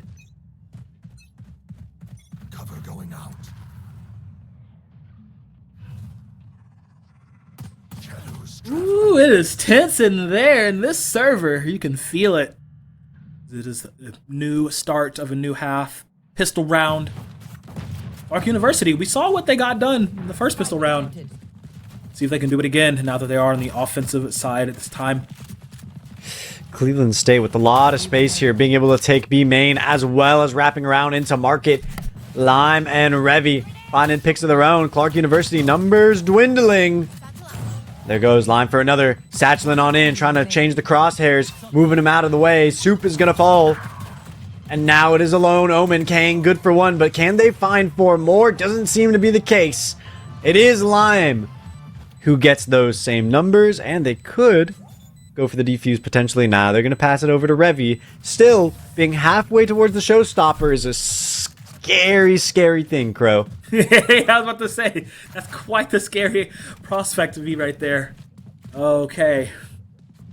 Cleveland State with something back in their pocket after losing quite a lot in the first half. Clark University want to step it up. They don't want to repeat last time, you know? I mean, it was on the other foot. So, I mean, well, no. Yeah, it was the same situation, right? Clark going up multiple rounds and Cleveland State bringing it back. Something like that. Yeah, we don't want another one of those, but Fode doing the classic Sova strat. Buy me a big gun, sit at this wall, pray, and gun their life away. So he's going to get 1, looking for 2. Unfortunately, it's an area, so smaller magazine size. Managing to get 2 though, gets 3. No, bro, you gotta chill out with that. Takes down 3 before he finally eventually falls, but he has done enough damage in this round. I mean, for all the great defensive strategies that Clark had, they never once used a high penetration weapon at the B site. Cleveland State said, hey, you guys forgot about something. Let's remind you. So there it is. Harrowing reminder that this map is made of cardboard, ladies and gentlemen. And now, Clark University get to buy. They will have the rifles. But that Ares is still just as scary on round 3 as it was on round 2. Gotta spread out a little bit more, but again, the 5-0 stack. Not leaving anyone to watch B main, and this is where I have a little bit of gripe. Gotta leave someone at least to make sure that they're not getting wrapped on, and if they split with Cat, there's no push out of B main. That's a big struggle, and we saw, actually, Cleveland State themselves use that strategy. Yep, as the strategy for Lime is just to run and jump into somebody's face. Got a lot of work done before he fell, and somehow at the end of it all is down to a 2v2 solely with the Ares play of their own. You mean to tell me 2 members of CSU are left and they both have Ares? That's absolutely insane.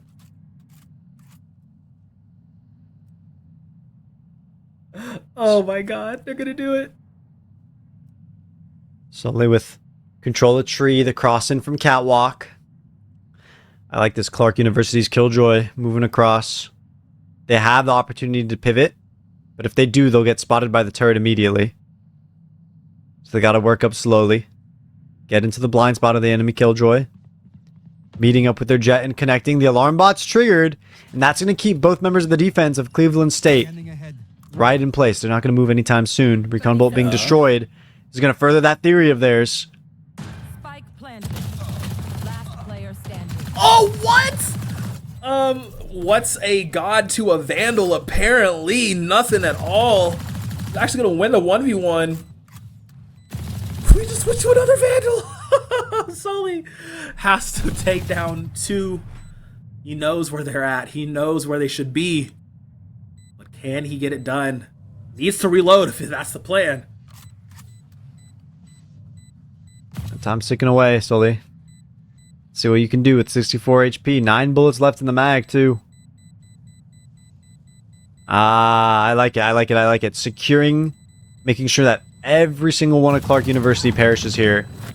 And Zerona, you know, they're going to still get that ultimate orb as sort of a participation prize, right? But yeah, losing all of those weapons on that first buy, it's going to be a little bit of a difficult economic situation. So smart choice there for Cleveland State. Very, very smart indeed. Just like that, Clark University double digits. Cleveland State has to fight a little bit more. Maybe one less God gun. I don't know. Just a thought, but it's definitely an adaptation being made by Cleveland State.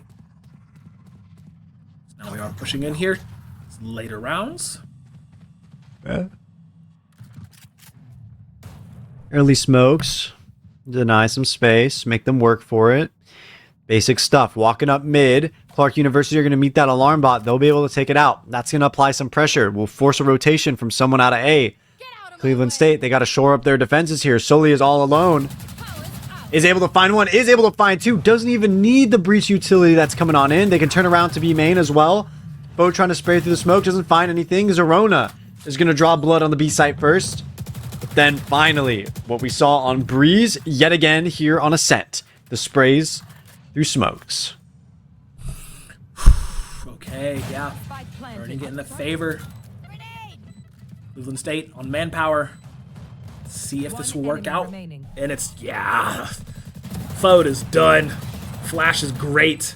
Lime with the next. That's the defuse. Cleveland State still fighting to keep this as even as they possibly could. Clark University, we saw them falter here in game number 1. Lost a lot of rounds back to the opposition. Did they win in the end? Yes, they did. Would they like it to be a little bit easier? Absolutely. Is this timeout's going to be called? Need to gather their thoughts, get everything together.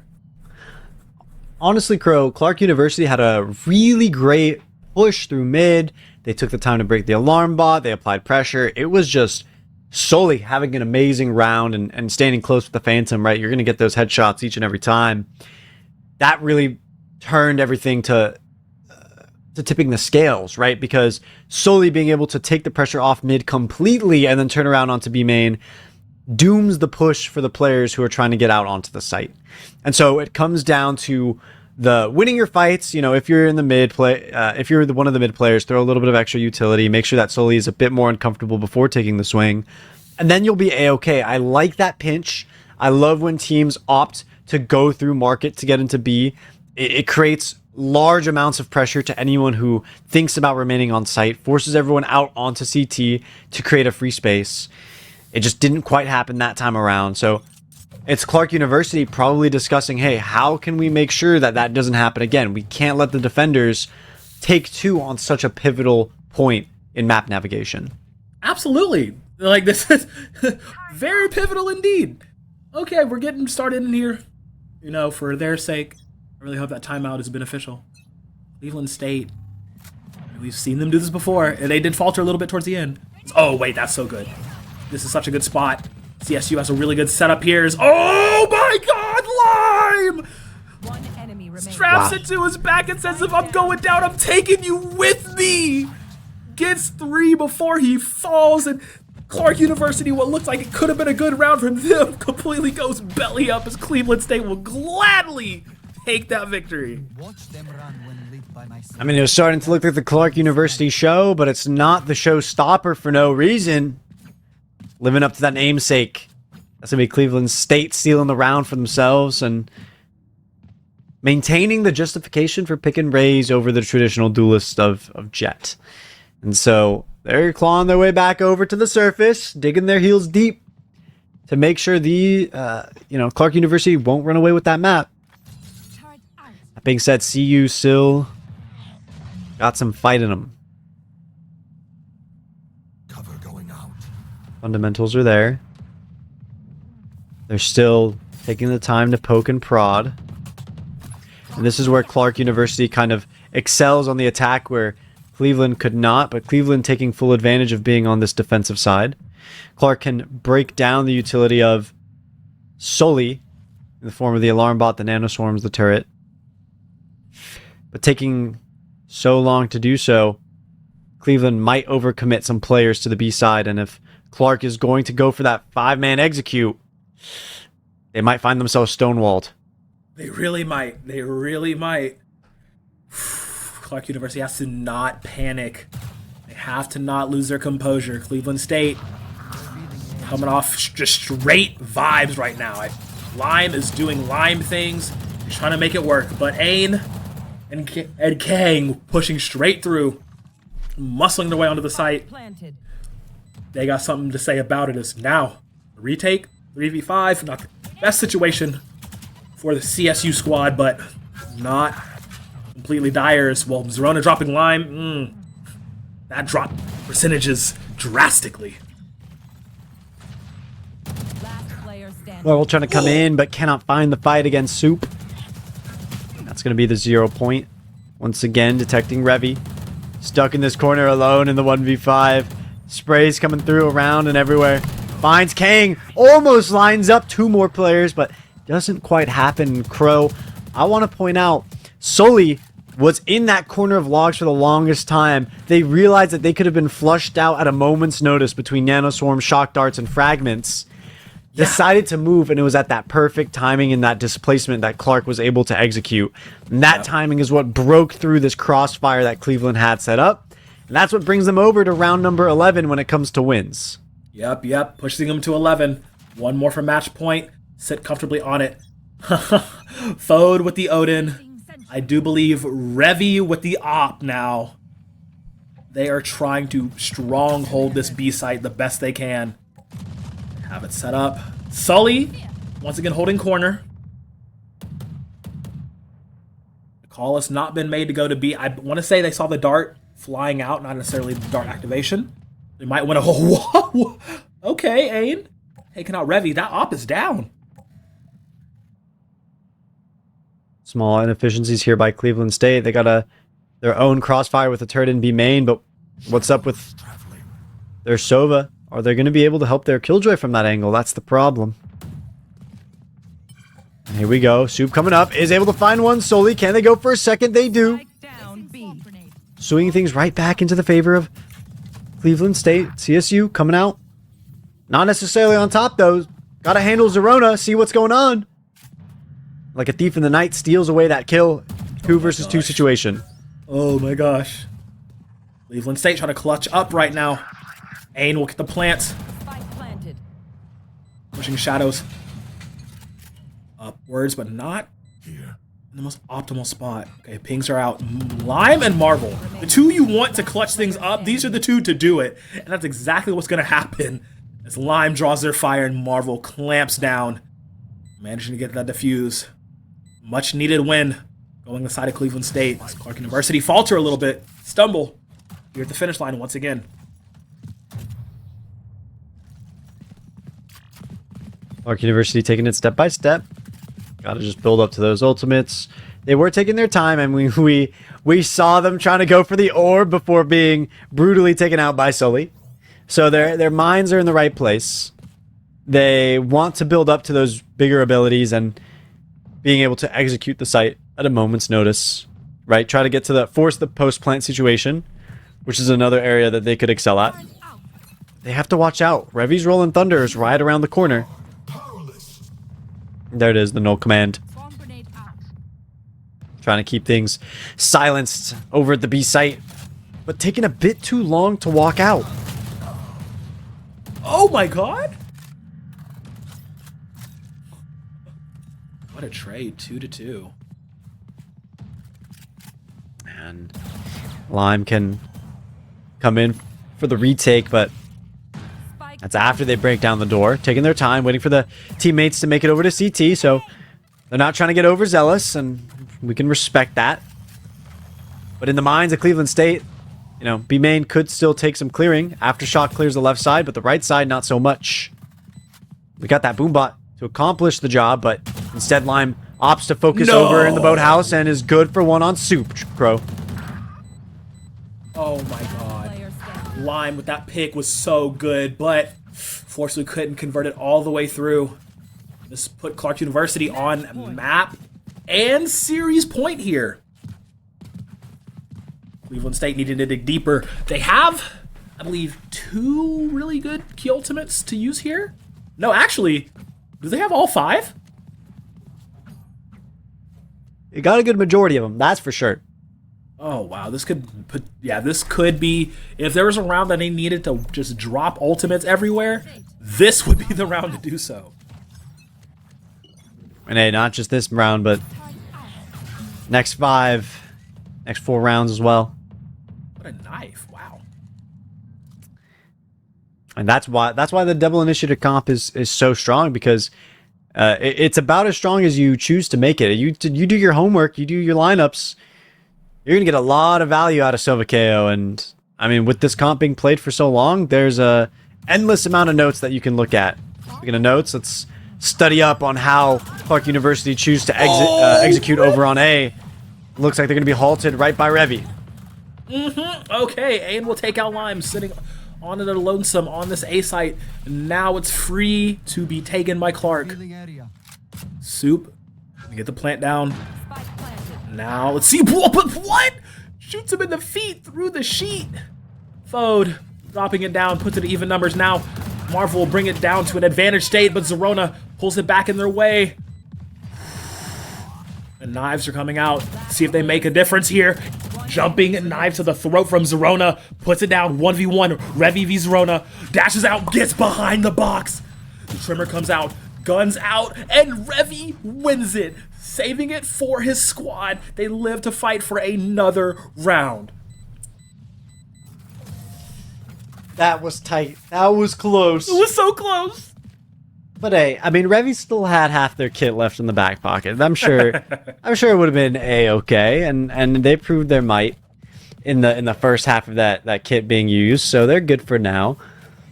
But wow, the fights there by Clark University So close. All they needed to do was tuck in the 2v1 situation, but unfortunately, their Sova getting, a little bit overexcited, which makes sense, right? You're trying to close out the series. You're trying to get home. You're trying to move over to the next stage of competition.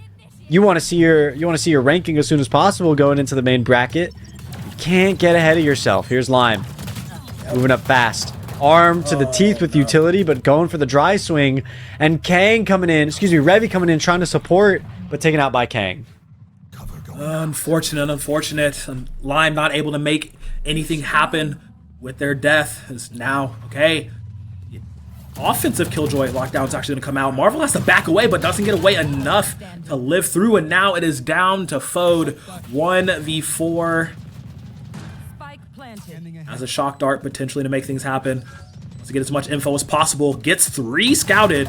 What does he do? Step straight into the line of firing from multiple members of Clark University. And that's actually going to be the GG. They say no overtimes, no map 3. We're doing it in 2. A much needed win for Clark University, as they will be victorious here. And congratulations to them. They fought hard. They fought long. And look, that's not to say that Cleveland State didn't try their hardest either. They really gave Clark a run for their money, but this time around, it's going to be Clark that takes it home. And Crow taking it home next. We got to see, it's between Briarcliff and Simpson College. I'm excited for that next series, but anything you got to say before we send it off? Absolutely. I'm super excited to get into that series, but we are trying to get an interview real quick with Victoria's squad. So we will throw it to a quick break, and when we come back, potentially that might happen. I don't know. Magic 8 Ball? What does it say? Check back later. Okay. We'll give it a minute. We're going to try. All right. Well, in that case, stay tuned. We'll have that interview coming to you hot in a quick sec.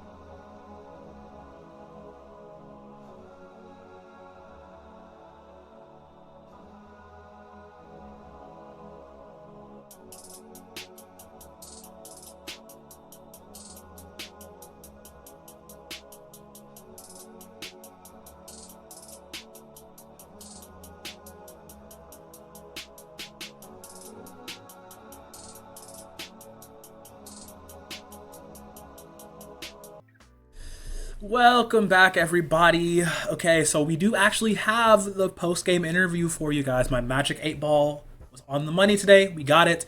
We're here with Zerona from the victorious Clark University squad. First off, congratulations on what was a pretty crazy series. Yes, it was a 2-0, but it felt like quite the fight. How are you feeling after the games? I feel great. We play pretty good as a team, and the role that we play is like we play more like aggressive style than we just wait until we wait for them to hit. We just more like do stuff before they did, so we can control like how the game goes more than we just wait until what we should fix. All right, striking first, striking hard. I like that, Cobra Kai style. So I wanted to ask you, Zerona, what was the tension like going in map number 1, Breeze? You guys were navigating that pretty well, but things got really close. You went into that double overtime, if I'm not mistaken. So were you guys feeling nervous? Were you cool and collected? What were the comms like during that time, during that phase of map 1? So we gamers sometimes we tweak sometimes, so we just call a timeout and like, oh, what we should fix, what we gonna do. I'm just calling my team like, oh, I'm just gonna walk down mid, I'll like play A, play B, just show them what I wanted to do, and then we'll let their out goes and we'll see what happened. Love that, absolutely. I can see that definitely defined in your play style. Very much how you as a player, you're very aggressive. You spoke out as a team, but you specifically, like being that entry, being that jump in, being that duelist player. Do you ever just have those moments where you tell your team, "Ayo, trust me, I got this"? Like, I want to know, like, what are the comms like when you decide to just full send and like do some pretty incredible stuff?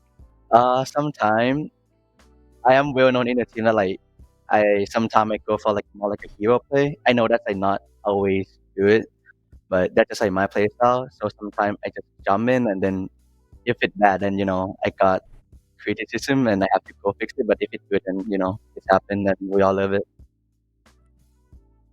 Coming in, big risk, big reward. That's the type of style you want when you're playing the roles that you are. One more question for you, just with the type of practice that you guys do before we send you off, Sharona. I want to know, how often are you guys practicing scrimming, maybe doing Valorant? How's that schedule looking for you? Since we play in 3 different leagues, NECC, NAC, and MEC, we had like a 2-day practice. Sometimes we practice like after the game, or some day we just got like a full-time practice. So we don't really practice much. Like, we actually just jump in the game and just play. Sometimes we just like what review more than practice.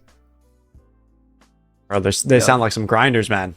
Yeah, absolutely. Okay, closing it out here. So with this win, I believe that does lock you guys into second place for our MEC standings during the regular round robin season. So coming up to the bracket stage, this this 8-team bracket, how are y'all feeling going into it? And like looking back at the land standings, like you guys were top of the table. Like y'all finished top of the table. So going into the regular season standings for this next bracket, how are y'all feeling going into this? Like, do y'all think y'all can take it all the way and get number 1 again? We're feeling confident, but not to underestimate anyone. So we keep practicing and try to improve every day, and just try to be as much as prepared and be ready for LAN. Awesome, great to hear. Thank you so much for joining us. No Ashton, problem. if there's anything else you want to say at all before I take us out, or?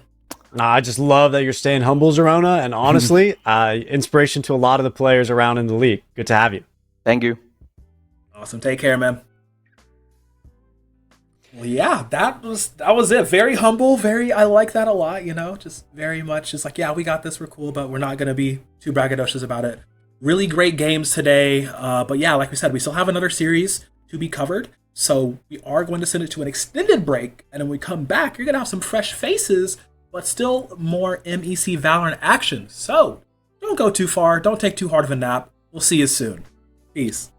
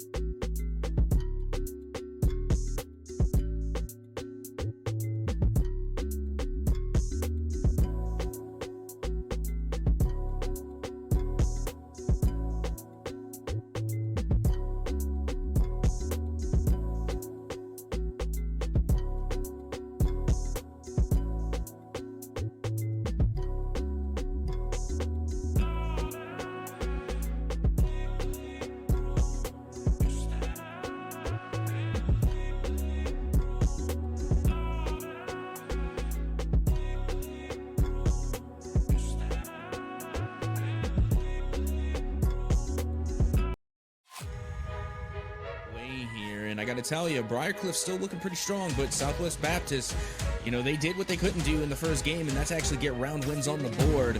Let's see if it's going to be enough to give them the momentum necessary, as Freight is just going to push right on in. Freight's crazy. Zero fear, zero hesitation with the dink there. Another one, make it 2. He's got another smoke in his belt as well. Make it 3. Can we get a 4? Can we get a 5 with the ace coming through for Freight?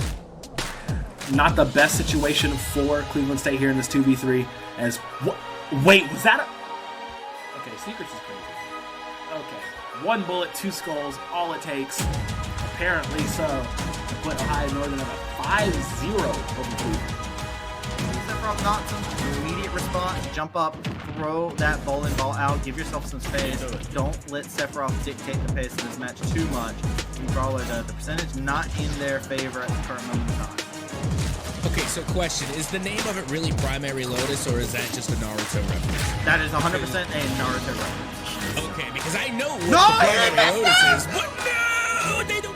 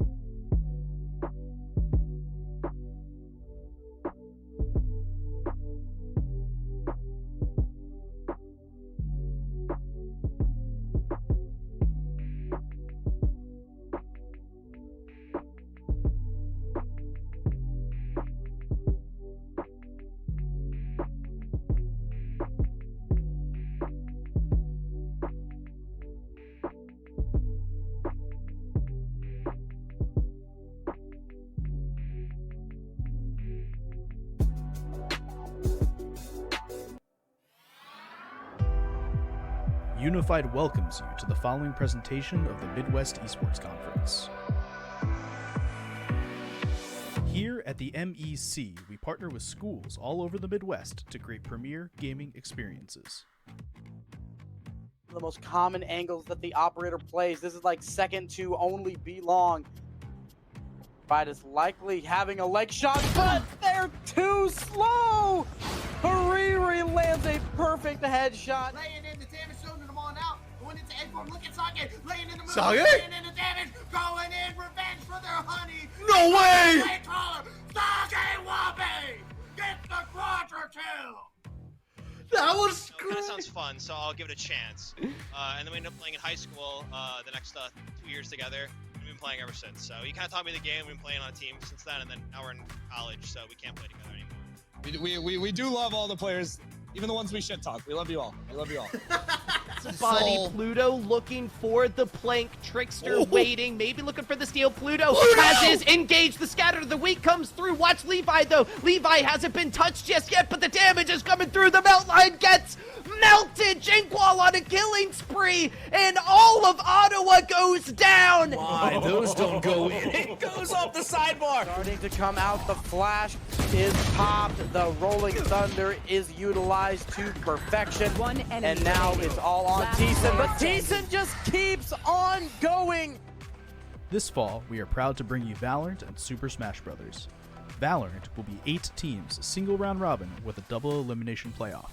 Smash will be 6 teams, double round robin with a 4-team single elimination playoff. Welcome to the MEC. Enjoy the show. Welcome back to MEC Valorant. We are getting ready for our second match of the day. And Cap, we have a playoff preview coming up in just a few moments. It's the 4th seed at the moment, Briarcliff, going up against the 5th seed at the moment, Simpson College. Nice. See, this is going to be interesting because I did get to watch Simpson play, and I got to watch Briar College play, and I got to tell you, it is looking rather interesting. Granted that Simpson College, I feel like, need to improve just a little bit from their last performance, but I still think they're going to be a threat nonetheless. And you know what? I think they only get better every single week. So again, it's going to be interesting to see on how they are progressing through the season. But as you can see, both of these teams can stand to get a huge dub here. I mean, Simpson College currently 2-4 in the 5th spot. And like you said, you know, you got Briarcliff there at the number 4 spot. So honestly, a win right here can really change things up in the standings. I mean, Briarcliff, if they take the dub, they're going to be tied with Cleveland State. Now, if Simpson College get the dub, then they're going to be even with Briarcliff. So again, it's going to really shake things up in the conference just based on this one game alone. It really is. But a fun fact for you, first round of the playoff is going to see a match between Simpson College and Briarcliff simply due to how the seeding is, whether it's Briarcliff or Simpson College. These teams are going to play in the playoffs. So, like I said, this is a total playoff preview. Now, you see, the question is, will this game set the tone for that playoff match? Say if either of these teams win, should we expect them to win in the playoff? Is this going to be a telltale sign, or is this going to be a learning opportunity? Do you show your full hand in this matchup, or do you save the tricky plays for the playoff game? All that remains to be seen as we get ready to head into this matchup. And it does. We have the map picks in. I know that we're gonna see Haven and Ascent. What was that third map one more time? We got Split. Split, yes. Split is that second map, actually. Ascent is the decider, if need be. Haven will be starting off, selected by Briarcliff. And I mean, look at the bracket. We got one. And so far throughout the MEC, we have not seen too many deciders coming in. I'm not sure if we've even seen one so far. We've had a lot of 2-0s, but hopefully Simpson and Briarcliff can give us a banger to remember it by. Let's hope for Ascent this time around. You know what, I gotta tell you, I think it's so funny because there are so many complaints about Ascent throughout the community.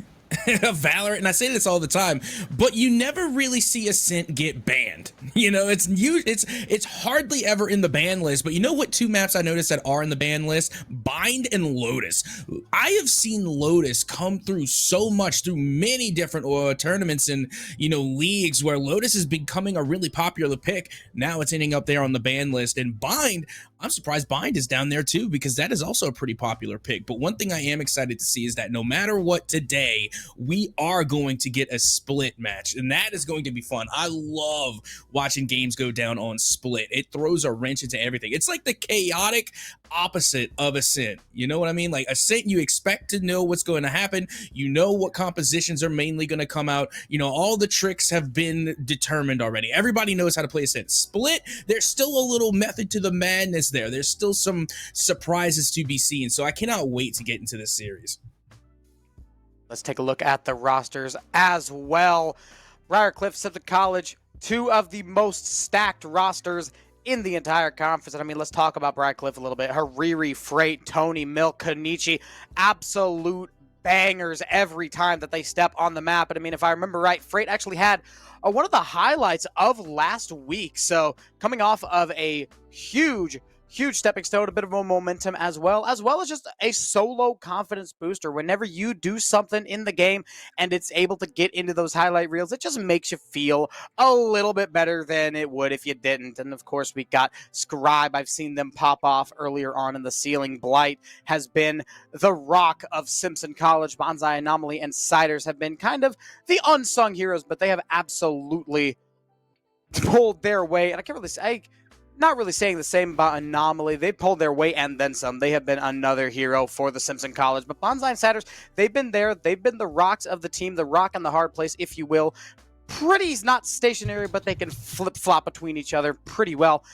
And I'm excited to see which composition they go to. Of course, first map's going to be Haven. We've had a lot of differences in composition and strategies when it comes to Haven. We've seen the default. We've seen the hyper-aggressive. We've seen the hyper-defensive. So there's so many strategies and composition and agent picks that they can just use to completely throw off their opponents. And when you're in this little middle run of the pack type spot that Briarcliff and Simpson College is, it seems like every agent pick just throws them off a little bit more, because this match, this has a lot in title.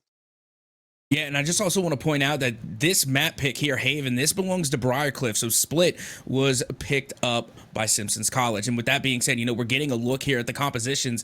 And take a look at this. Konichi coming out with that Fade pick. And they're going to go for the double initiator composition with Milk as well. And then we see Freight on the Raze. I absolutely love it. And then also, you know, we got Tony on the Omen and then Hariri on the KJ. This is a pretty standard composition that I expect to see. Meanwhile, on the other side, it's literally a mirror composition.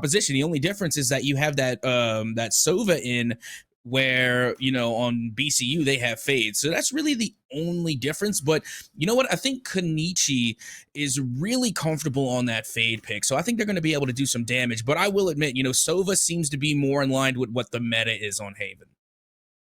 Yeah, I mean, Sova's the tried and true initiator of Haven. Of course, we see a Breach from both of these sides. I do not hate the pick. I've seen a lot of Breach play throughout the MEC season. A little bit more than I was expecting on Haven, but honestly, that was one of those picks that I liked it, but I didn't expect it to be as useful as it actually was. So just proves that I don't know what I'm talking about. Pistol round, and it's Simpson College is going to be starting off on the defense. I've known Briarcliff being a little bit more of an aggressive team, hence the Fade pick. So I'm expecting them to do quite good here on the first half of Haven. Yeah, it also makes sense that they would want to go for a little more aggression, seeing that, you know, they're going to be starting on the attacker side. And then, of course, we have the duelist difference here with Jet versus a Raze. Now, honestly, I would... this is so tough, because I guess when you're starting off on the defensive side, yeah, Jet makes a little bit more sense. But when you're starting on the offense side, I can understand that Raze as well. I mean, again, after the recent changes being made to Jeff, people are still speculative about their validity. But honestly, I think they're going to be just as viable as ever. And you know what? I've been watching a lot of competitions, and I have yet to see a real decrease in the pick rate for Jet. So again, I'm not expecting them to come out with a disadvantage here, but you can already see the attempt is going down on B. Average pistol round B hit. Right-click classic from Scribe, doing a really good job the entirety of Simpson College, keeping Briarcliff off of the site. However, Konichi with a casual triple kill almost finds the quad. They're not quite able to get that last one. Close range shots. Tony stuck between a rock and an even harder place. It's going to be Scribe to find that last frag. Simpson College holding it down, keeping Briarcliff off the site and taking the pistol. And that was a great round too, because I mean, Briarcliff, I mean, that makes complete sense to me why they would go for that B push on the pistol round, because B is the easiest place to get the spike down. Granted, they had a little bit more trouble going in on that one, but still, you know, you when you're in the pistol round, you want to look for the quick plant, because it's literally pistols. There's really no big advantage or disadvantage going into that one. So you want to try and get spike down as quickly as possible so you can just go immediately into the post plant. But now, unfortunately, they came up short, and now Simpson's College will have the advantage going into round 2. Siders buying up with a Spectre, holding a little bit closer than you typically expect the Jet to do. But I mean, you got a Spectre, you got to make do. Which comes through sewers. A site about to be hit, but the smoke going to come out. This is not going to be an easy round for Briarcliff to win. Aftershock being brought out. Breeze is stranded in the corner. Wall banged all the way to death. Siders flight. Shot down. Getting a couple more Spectre shots off his Bonsai, leaving it all up to Tony. The Omen, excuse me, goes down to the other Omen counterpart, Scribe. Yep, and there you have it. I mean, there's really not much doing there in round 2. I mean, this is the script of Valorant, right? You win the pistol, you win round 2, and then you get the bye round on what could be a bonus round for Simpson College. And honestly, your real objective, if you're Briarcliff there in the second round, is to just get as many frags as possible. Just force a rebuy for Simpson's College as often and as much as you can. So by getting those 2 elims, you know, at least they did something. You know, it's better than going in and getting flawless in that round. But now, here we go. A real opportunity for Briarcliff, as they all should have rifles and have a solid buy going into round 3. Bonus round.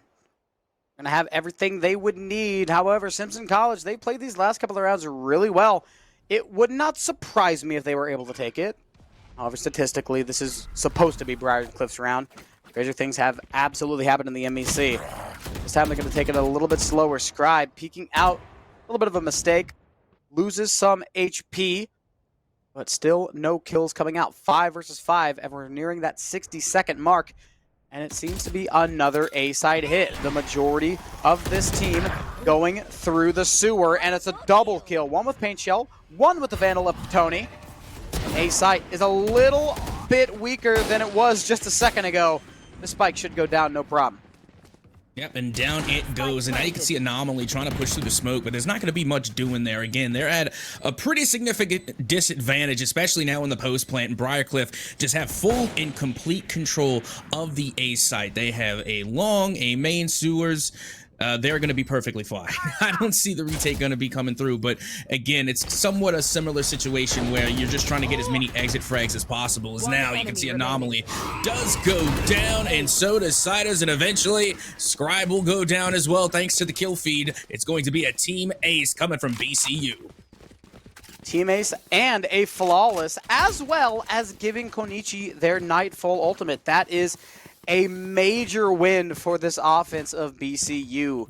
Simpson College, of course, able to buy up. But I mean, Konichi and company has everything going for them. They had a flawless round that last one, not losing a single player, getting those kills, getting those ult orbs, helping themselves out, and putting their best foot forward. And I am fully expecting this Nightfall to come out on this A site this time. I mean, look how far they're pushing up. No one is holding close to the site. Oh! Spike down A. Yeah, Siders with a very nice shot on Tony, and that's huge. They're getting rid of those smokes very early, so they're going to have to rely heavily on those initiators, on the fade, on the breach, but breach gets cut down. That is even further going to be a detriment for the side of Briarcliff as the Nightfall does come out, and now you can see the trades are being made on the A side. It's going to be a 2v3 Freight now. Going to have to work from the outside in behind box, but Blight is there to get the trade. As you can see, Hariri from behind box is able to find the elim. Spike has yet to go down. It is a 2v1 in the favor of Simpson College. Okay, just got to find their way onto this site, and faking was maybe not the right call. It calls in the Simpson College defense. It's finally able to get planted, but Anomaly shift walking around the corner, and there's simply no chance.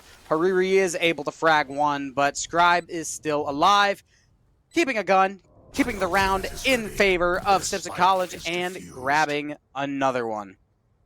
Yep, not bad at all. I mean, when you look at it, yeah, you feel like Briarcliff maybe should have came out and really took advantage of that Nightfall ult, considering how early they got it. But unfortunately, you know, you just lost two pivotal players very early. I mean, you lost your Omen and you lost your Blight right off the rip. So that is, again, going to kind of put a wrench into operations when you're trying to use that Nightfall. I mean, you don't have your entry. So it's kind of a feels bad, but at least they managed to get 4 elims in the process, and they got the spike down. So that is not too bad in terms of economy, but let's see how it's going to affect them now in round number 5. Seaside execute. Smokes come out. Fault line comes out. Paint shells as well. It's up to the KJ utility to try to keep this Briarcliff attack off of it. And Milk going to try to do the same thing, but with the aftershock. Keep this push off of site as long as possible. Get that spike down. Hunter's Fury playing through the walls, wanting to delay the spike as long as possible. Still not down, so I guess it did its job. Unfortunately, for Simpson College, the kills are still coming out. Hariri steps inside of mid, somehow not going down to the Vandal shots, whiff after whiff. Hariri still trying to get this frag, and eventually Sadis just runs away.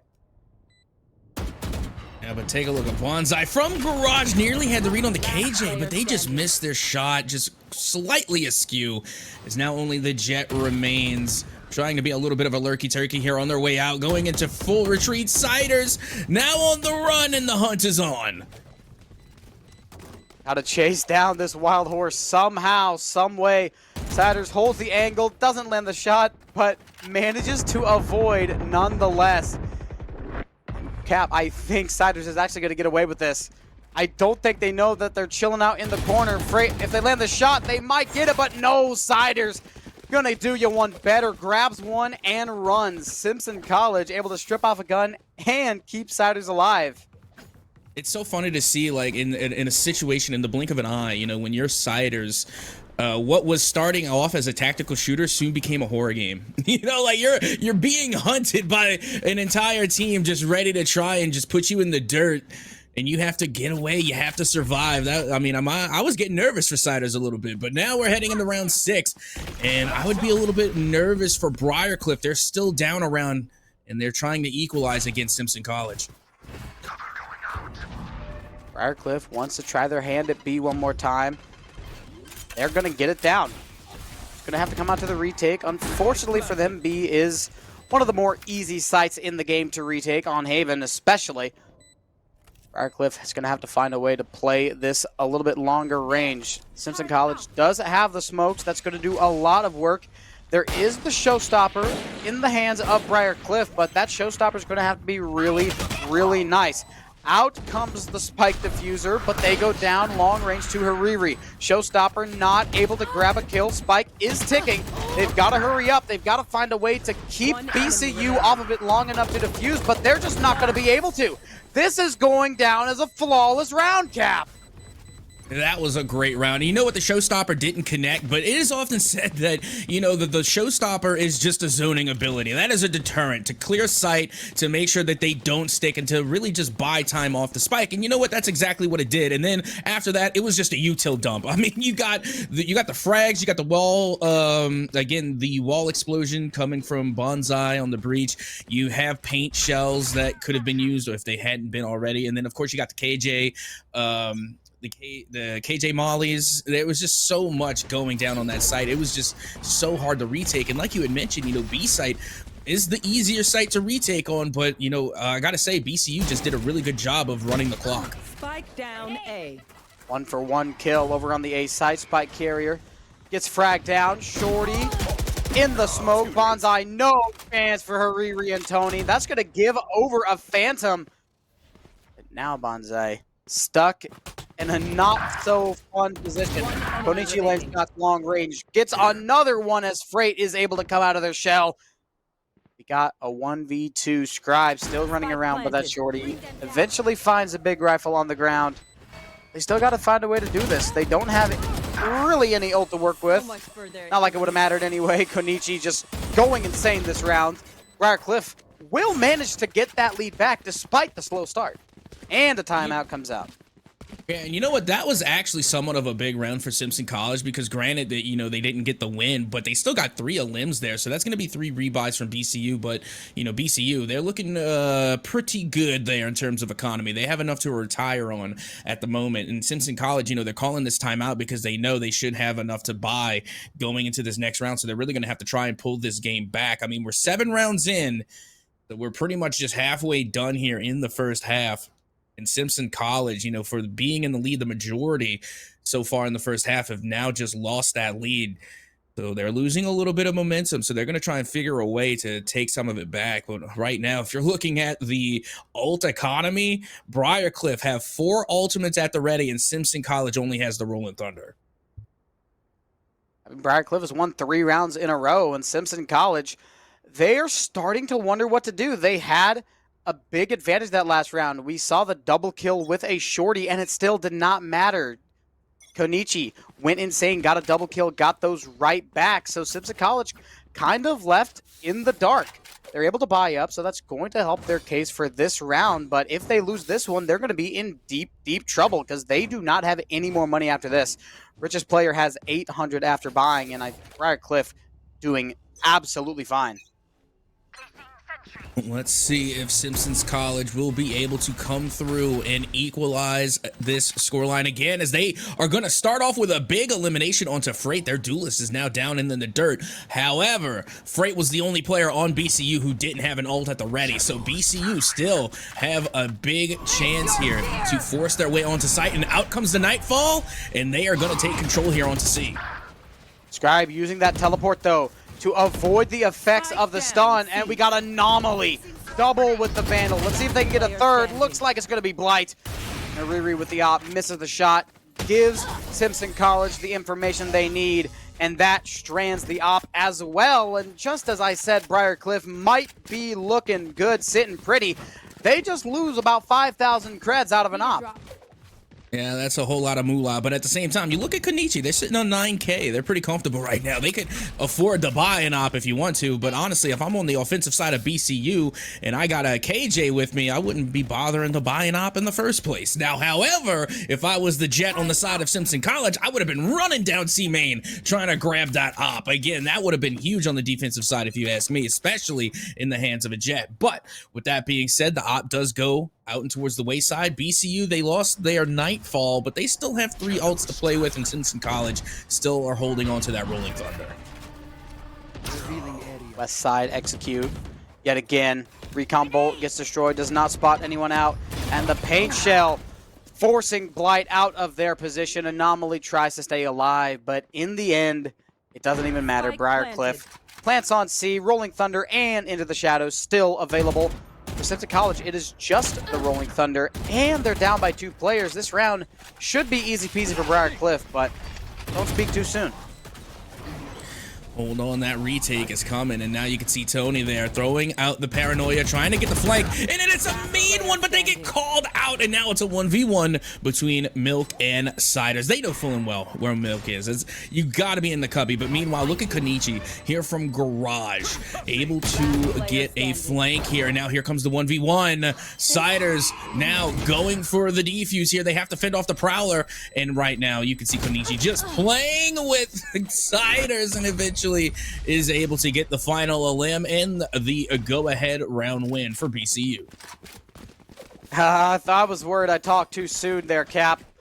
Briarcliff made that round a lot, or Simpson College made that round a lot closer than it should have. I mean, a 4v2 with 2 ops on the table. That should be Briarcliff's round all day, but no, that ended in a 1 versus 1. Good job, Siders, keeping that round close, keeping Konichi on their toes, but I mean, Konichi honestly performs well under pressure, performs even better than they do when they're not.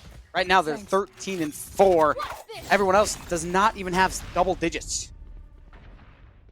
Well, Siders now is going to pop the Blade Storm. They're going to be looking to try and get into double digits here as they have an opportunity, but the knives simply are not on target. And it looked like Milk is going to avoid the danger. Meanwhile, look at Tony here, just lurking in sewers, wondering if anyone is going to fall for that one. Meanwhile, you can see the spike, and the rest of Briarcliff are going to be going towards B. Milk finds first frag. This is massive. You got to have that advantage if you want to make a B execute work, especially on a buy round. Easy site to retake. It's going to be difficult, but Omen with an Odin peeks out, and it does not work in the slightest, leaving it up to Bonsai. Stunned, blinded, marked, and Tony ends it out. 6 rounds guaranteed for Briarcliff, so no matter what happens, they're going into halftime at least with a tie ball game. At the bare minimum, and you know, they barely lost any of their players there. They're going to be doing pretty well in terms of economy. Now, Simpson College looks like they're going to be forced into somewhat of an eco round here. It's not looking too good. It's a whole lot of sheriffs, but you know, we have seen a lot of players, you know, get those head clicks. So again, you know, all it's really going to take is maybe 1 or 2 limbs. You pick up some rifles, and then you're back in the game. So let's see if Simpson College can make a thrifty happen. We get ready to go into round number 11. Fault line for fault line on a long Siders ratty angle with the Bucky. And I mean, if you're gonna be a rat, there's no better gun to use. Probably gonna come out completely missing. Siders only able to get one. It could have been a lot worse. Bonsai gets a little overzealous. Blight runs in with the sheriff. Oh no, it doesn't connect. Oh, that's unfortunate. Simpson College had so many chances. They got the first frag, but now it is looking bleak as the op goes pop. Yep, that it does. And now only Scribe remains, and they have a Marshal in hand. Not looking too good. I mean, don't get me wrong, you can make something happen with the Marshal, but, you know, when you have an op and 3 other players on the field, it's going to be difficult. But they're going to start off good by getting that limb onto Freight. And now I don't know if they're just going to play for exit frag and maybe just try and extend the timer here. I mean, there's really not much doing for them as they try and go 1v1 against this op again. They do manage to get one shot off. They get blinded and they miss the second. And Konichi broke the bond of a 1v1 sniper battle and whipped out the pistol. Shame on you. Why don't my right clicks connect like that? Like, come on now. That was like 15 meters away. That was insane accuracy. Yeah, my right clicks never land. I do better just trying to spray and pray. You know, again, I never thought I would have to go into the shooting range and maybe practice my right clicks with the classic, but you know what? Maybe I do. Maybe I do if I want to try and rank up a little bit or be like Konichi, you know, and just land those from a solid distance. But regardless, BCU now have a guaranteed 7. And if Simpson College isn't careful, they could be going into the second half in an 8-4 split. Not a good score to be at. However, it is Haven, so we can let some of these things get away. However, look at this lockdown. It's a complete fake, drawing everybody off of B and C over to A, and now C site is completely opened up. Showstopper from Freight. They're going to shoot it right at Anomaly's feet. That will be the end of the KJ. As well, Simpson College bringing out the Hunter's Fury, doing some damage. Actually, I stand corrected, getting a frag onto Freight. Scribe with the Odin, still can't make it work. Double for Konichi, and Siders is the last to fall. Briarcliff go to 8 rounds.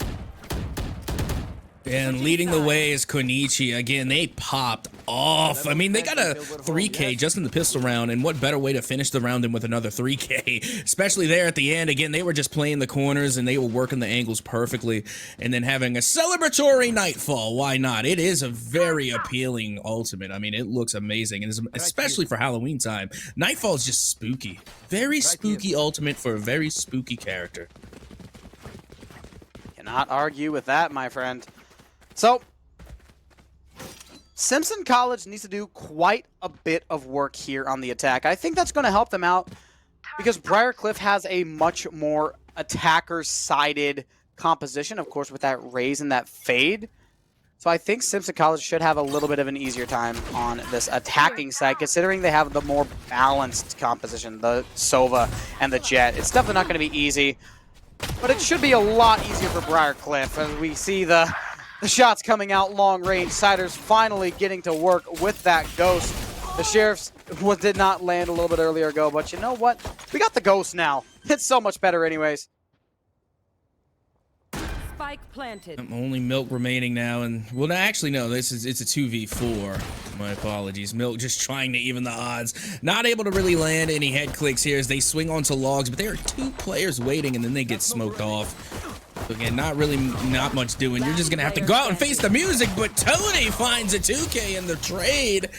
But still, Simpson College just had the number games on their side, and they're able to take the pistol in the second half. Don't see too many Seaside executes on the pistol round. But this time, I guess Simpson College just got a wild hair and decided to go at the longest sight with pistols. And I mean, hey, it worked. Started off with a 4 versus 2, got the plant down, and there was no shot for Briarcliff. A couple of kills later, that was the end of it. And if you're on the side of Simpson College, you definitely want to come out with the pistol win because, again, that's nearly going to guarantee you at least another win, putting yourself within 1 of equalizing. But if we do remember, Simpson College, they were able to take the dub on the pistol round in the first half, and now Hariri, 2 back-to-back Marshall Olymps, gets a 3rd Hariri, showing us all how to use the Marshall, and finally will be gunned down. BCU now stand to come through with a thrifty round and will deny Simpson College their second here in the second half. Unreal. They should have bailed on the C-Sty as soon as they saw Hariri with that Marshall. I mean, the Marshall menace term was invented for people just like Hariri. 3 with the Marshalls, all of them headshots, Cap. That's honestly what makes it more impressive. There wasn't like anybody on Simpson's side that just didn't buy armor and got body shot. No, they were all headshots. That is absolutely unreal. I mean, technically, if we're just counting headshots, the Marshall's better than the Operator.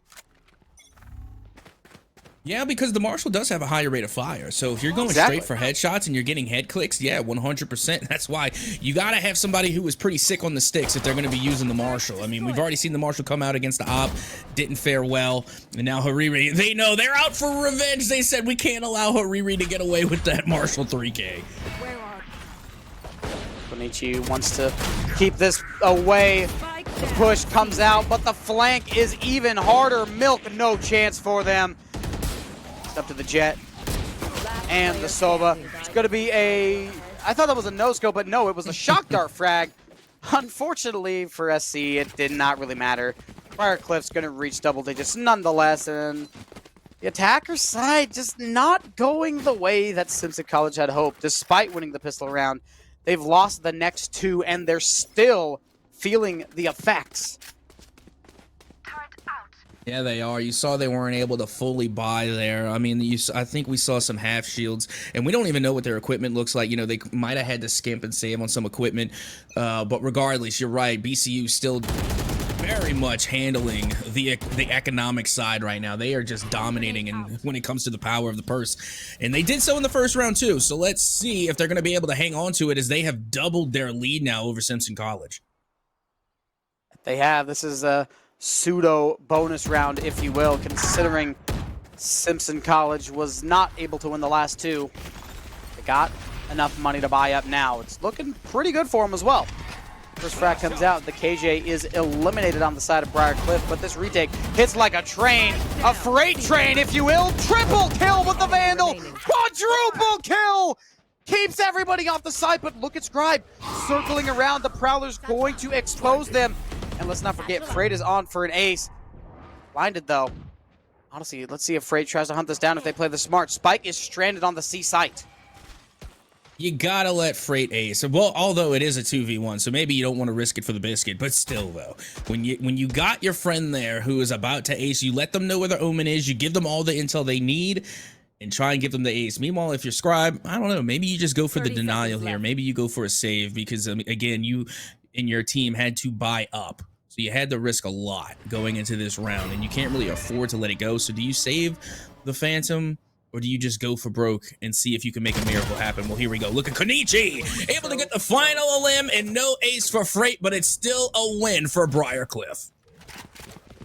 Simpson College decides that they want to try their hand at the 1v2 clutch, and it does not work out. And alas, Simpson College stuck in a situation where they don't have a lot of money. They're stuck in a situation where Briarcliff is 1 round off of match point. statistically, this round is going to go to Briarcliff considering they don't have enough to full buy up. I think that was not worst case scenario, but it was probably worse than average case scenario considering Briarcliff is on an insane run right now. Simpson College has not gotten around since the pistol round of this half, and Briarcliff has just hit harder and harder every single round. But I do like the timeout called. I think that is absolutely necessary. I mean, I do too, but honestly, I think the timeout call was necessary one round ago. Literally the previous round that we just saw, that's when you should have called your timeout, because that was the round that honestly was a must win. Now you're going into this round and you don't have a bye. You're going into somewhat of an eco round, at best a broken bye, but it seems like the match point from BCU is inevitable. You want to get that timeout, you want to strategize when you have more power economically. Now it's looking a little bit broken. So again, that match point should be just all but guaranteed for BCU. Need to see some pop-off potential from Siders. They do have the Blade Storm up and online. I'm assuming they're going to use it in substitute of a primary weapon. It looks like that's exactly the plan. Let's not forget Briarcliff just one round off of match point, like we've been saying. They only have one ult, though. Simpson College has the advantage there with a Blade Storm and Hunter's Fury. It might not even matter. Hold on a sec. Scribe, though, takes down Freight. Unfortunate way to start off of Briarcliff, but Simpson College, this was kind of the miracle that they needed. They were able to strip Freight away, and Freight's been going insane. Well, here we go. Look at this. Sliders with the Blade Storm. Able to find one. Looking to get two, but Konichi is able to gun them down when they only have 1 health remaining. Very dangerous now for Konichi. It is a 3v4 advantage still in the favor of Simpson College. Anomaly able to find one on Hariri thanks to the Nano Swarm. Now Simpson College could come through with a huge win. Milk, hold the phone. Konichi and Milk able to find an limb there. And now things are looking a little bit better for BCU. We got ourselves an even round 2v2, now 2v1 after Milk is able to turn on Blight. And only one player remains. Again, they're going to continue to fake the defuse, and Milk able to get the read. Going to get the round win and will walk away with the 3K for the breach. Simpson had the whole world in their hands. And at the last minute, it was stripped away by Breach. Unbelievable. They're going to have enough barely to full buy. Actually, they aren't able to full buy. Scribe missing out on the Vandal by 50 creds. So a headshot from the Phantom is going to end their round off. Match point for Briarcliff. I mean, this was their pick, so we expected them to come out and have a good time, but I did not expect this bad. Simpson College was going toe-to-toe with them in the first half, but ever since, Briarcliff hit the ground and they sprinted away. Look at Hariri with the operator. Unbelievable, Hariri. Don't do it again.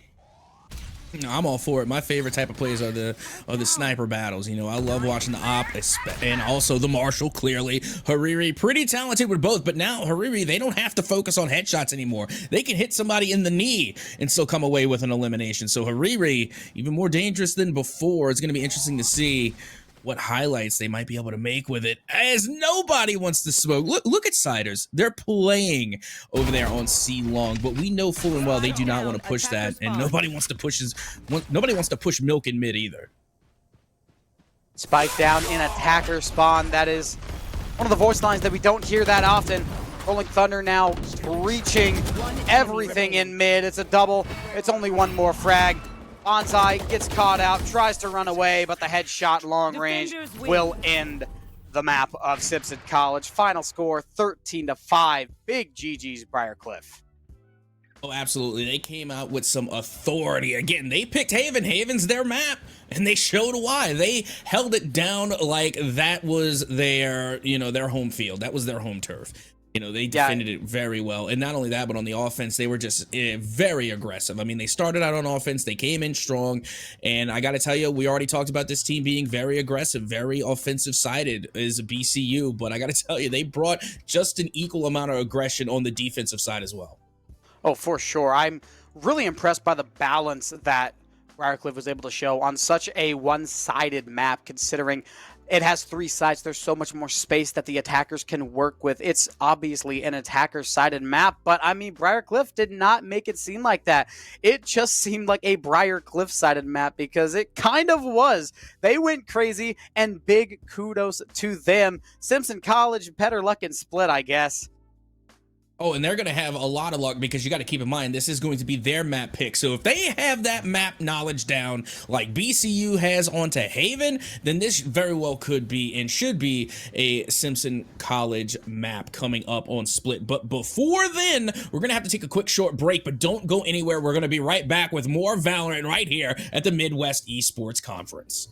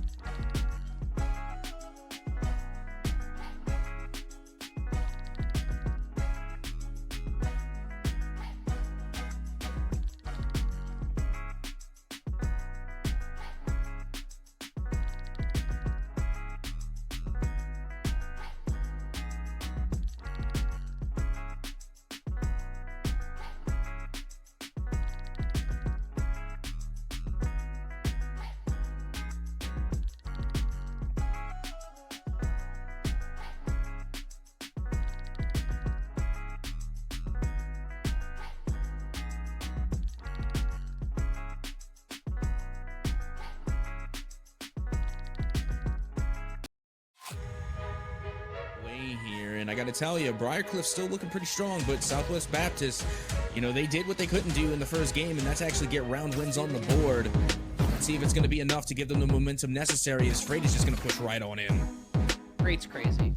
Zero fear, zero hesitation with the dink there. Another one, make it 2.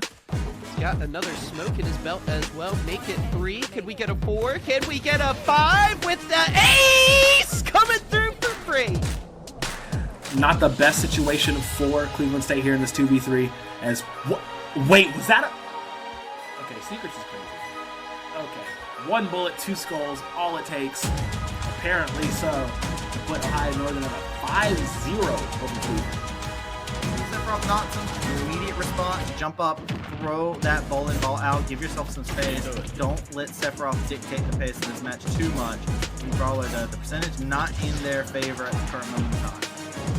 Okay, so question, is the name of it really Primary Lotus, or is that just a Naruto reference? That is 100% a Naruto reference. Okay, because I know what the Primary Lotus is, but no, they don't.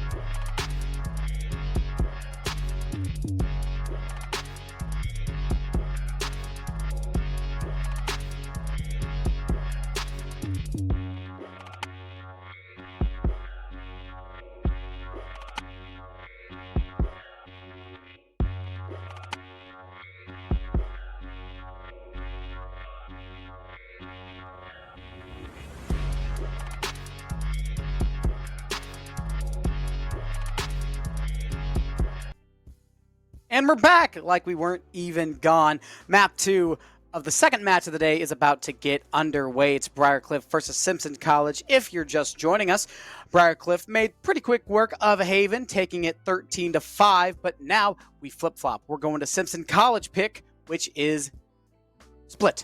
Yes, it is Split. Yep, that it is. And you know what? I really love watching Split. You know, again, I'm really looking to see some controllers that have walls, okay? Mostly Viper, just because Viper is my favorite agent. So again, I'm always going to be biased. But anybody that can really just smoke off and wall off Heaven, and can really take control of the site. I really like that, just because, again, you know, I think those walls on both sites, on A and B, really go a very long way. So again, that's what I would hope to see. But you know, the thing about Split is that I have seen a lot of different compositions, but you know, at the end of the day, you really got to find that method in the madness that is Split. And also whoever can take control of mid. You know, again, mid is where you go to duel it out. That's where all the gun duels go down. So let's see what these compositions will look like. I have a bold prediction. I'm expecting a double controller. I'm saying it right now. I'm expecting a double controller, an Omen and a Viper from one of these teams. As it looks right now, is that a deadlock? Cap, That is a deadlock. I have yet to see a deadlock picked in competitive play. I respect that seen pick. it.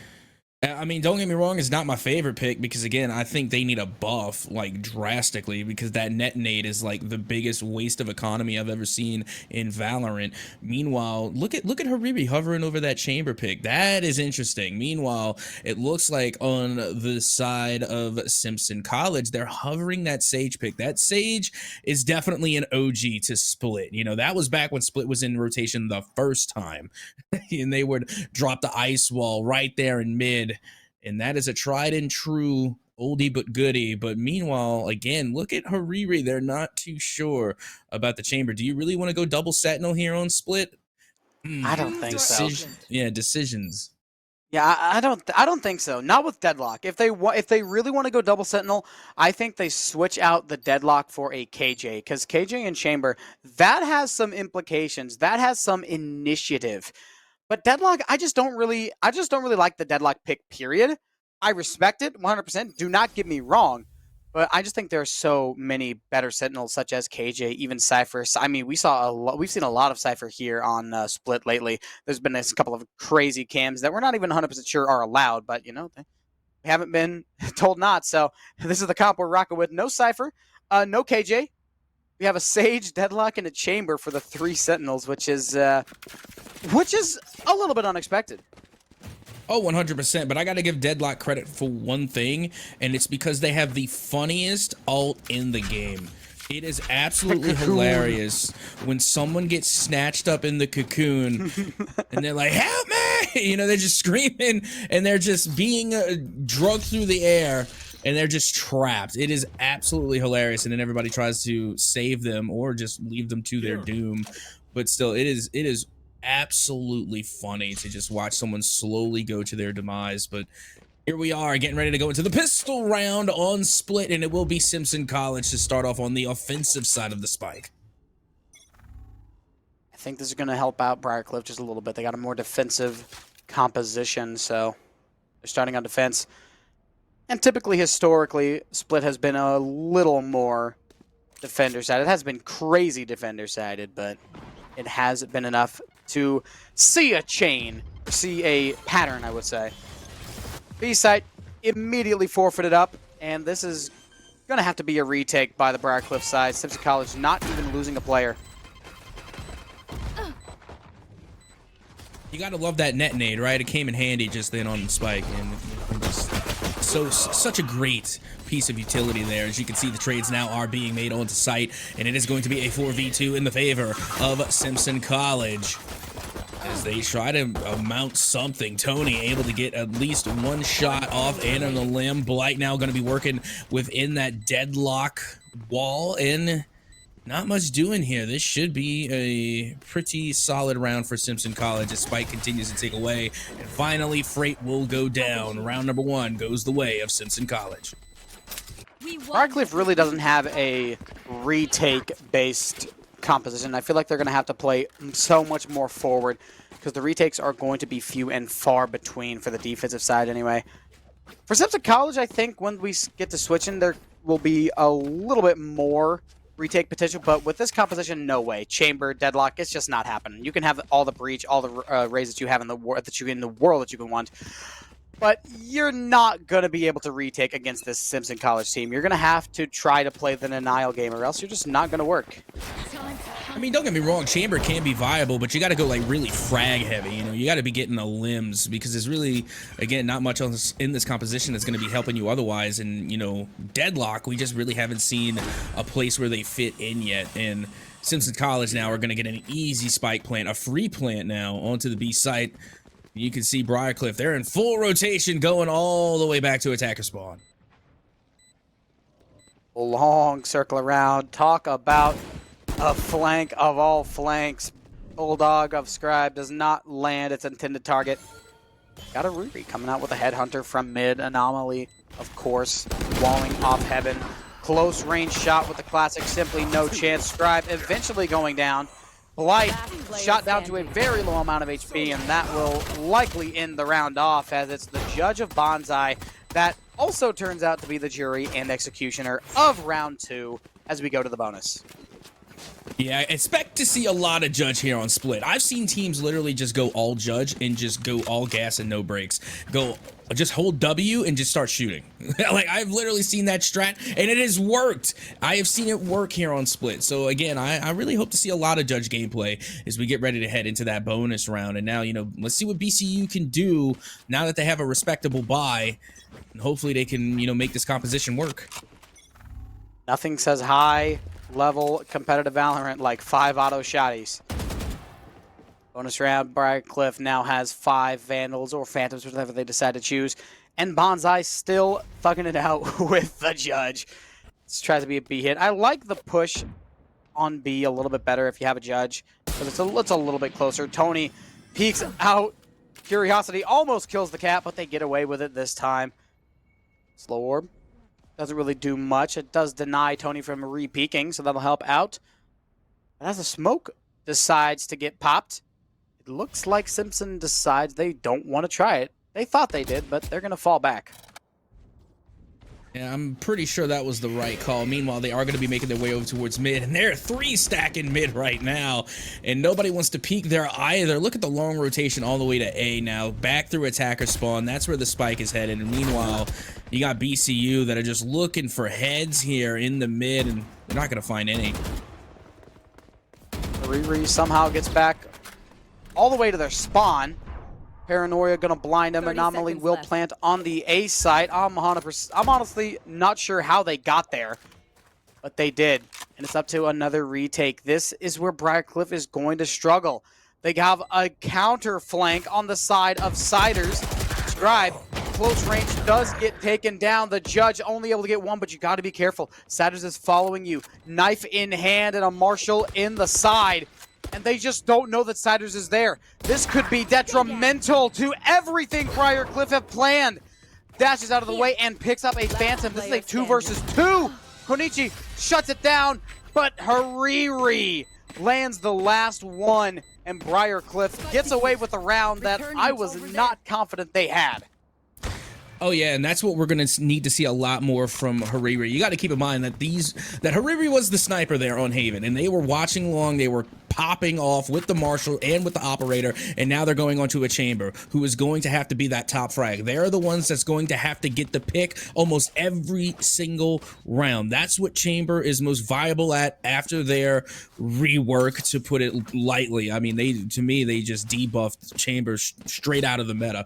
But regardless, Chamber now is the pick machine. That is the one you want to start things off, especially on the defensive side. Let's see if Hariri can come through for Briarcliff as they look to equalize. Unfortunately for Hariri, they're going to get smoked off in the rope room. Scribe trying their way on the A site. Doesn't look like it's too well defended. Tony holding a little bit further back, misses the shot on Scribe, and the attacking home is going to get the better side of that one. Cloudburst comes out yet again. Anomaly wants to plant, but they're having a really tough time doing so. Barrier Orb denying Milk of getting onto site, and this will have to be another retake Freight using that blast pack, swinging out, getting Anomaly down, and just like that, Briarcliff has firm control over this site. Yeah, they do. That was a pretty good shot by Blight. Through the smoke, finds another! The smoke is not an issue for Blight, but eventually they will go down to the double swing, and now looking to stick the defuse. Milk able to get the job done. Pros don't fake, and neither does Milk. Simply no chance for that one. As soon as Simpson College let the first couple of kills come through, it was all over there. It was a nice attempt at the 2v2. Still, not a shot. Round 5 now coming out. And the cred situation is looking rather bleak for this attacking Simpson College side. We see 2 judges coming out this time rather than just 1. So, I mean, if Simpson College are able to keep this round closer range, then they might have a shot at catching BCU off guard. But BCU is not one to be easily fooled. Yeah, take a look at this. They're taking the spike right up mid this time around, and BCU, they're set up there and waiting. They have Hariri and Milk as the push does come in. The rendezvous goes out, and there's an early trade here in mid. It looks as though Simpson College will be able to take control, but look at the kill feed there. Konichi comes through, and they land the ult. The cocoon is out. And it will be Simpson College to save their teammate. No, actually, they just let them die. Okay, I thought they were going to turn around and try and save them from the cocoon, but oh well. Simpson College still get the dub. You know why they didn't save him? It gives them the ult. They only had 7 orbs. That kill, or that death, gave them the ult. So now, Simpson College has 3 ults coming into this next round. That's genius play. So wait, off the death you get an orb? Yeah, you get an orb off death. Ah, okay. Gotcha. Big brains coming. Fantastic strategy from Simpson College. Sure, you'll lose 2,900, but you get the showstopper, which is worth its weight in gold and then some. Time to hunt. Okay, so we got some high IQ, big brain plays coming from Simpson College as now they do take the lead over BCU as Milk with the Marshall. I love how often we are seeing the Marshall in the kill feed between the first 2 maps, and now they get a read on the Jet, and the right click is on target. Freight able to find the Elim, but if they can get down there, they can get the weapon too, but no, Anomaly was there, and they use the weapon as bait. Tour de force out for Riri. I like this play. They have been going crazy with the scoped weapon so far. Oh no, look at Breach over on A site, running away from the cavalry, and with Siders getting resurrected, that's going to help them out a lot. But look at the judge. 1, 2, and 3 strikes. Simpson College, you are out. Anomaly left with just 100 HP. There's no shield, there's no nothing. Tour de force ends this round. Give it a thrifty for Briarcliff, and Riri will pick up a Vandal for their troubles. I just want to point this out again because, again, you're going to hear me say on how much I think Deadlock needs a buff on their net nade. The side effect from the Tour de Force alone is just as effective as the net nade. I just want to reiterate on how bad I think the net nade actually is. A piece of utility from a character is just as effective as a side effect from someone's ultimate. But regardless, it is a tie game for BCU. All deadlocks aside. Yeah, I would have much preferred a different Sentinel, or maybe even a second initiator or a second controller. I just do not think Deadlock is the play. And I mean, that's absolutely no shade to that player. They're fantastic. I think it's Freight who decided to go with the Deadlock. And I mean, Freight, they are a mechanically gifted player. They're fantastic. They have the aim of an insane guy. But the utility's just not going to be there the entire game. They essentially have just one player playing with a weakened utility, a diluted utility sense. Not sense, but dilated utility kit. That's what I was trying to say. That was hard to get out. Ugh. Oh, yeah. I mean, if anything, you're really kind of doing the other team a favor because when you force them to crouch, their aim just gets better.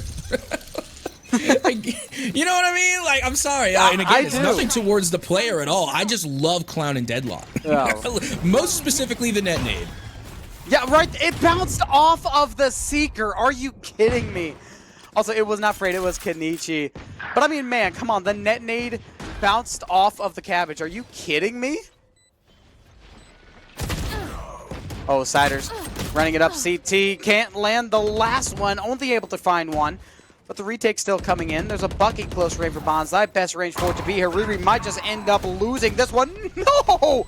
Somehow Riri stays alive. Rolling Thunder comes through on this retake. Deadlock is still alive. Able to find one, but only one. Nearly a double for Milk. It's a Riri left alive. It's only the Sheriff. The shots do land. Took them a little bit, but they're able to get the frag.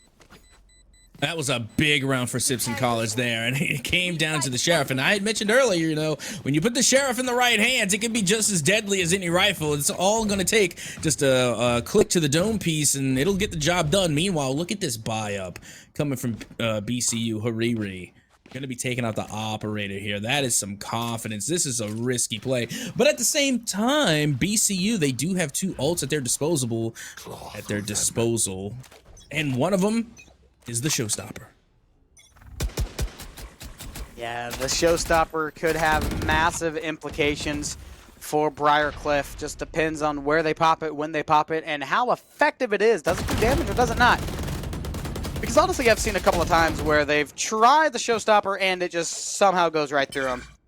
Speaking of not going right through him, the wall gets shot down and Konichi immediately shoots the wall kicker down as there's Freight close range. Spectre comes out, gets away with a kill, and the Phantom.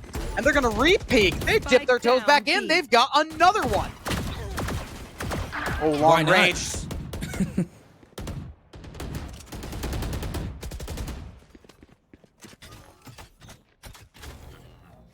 And not looking good.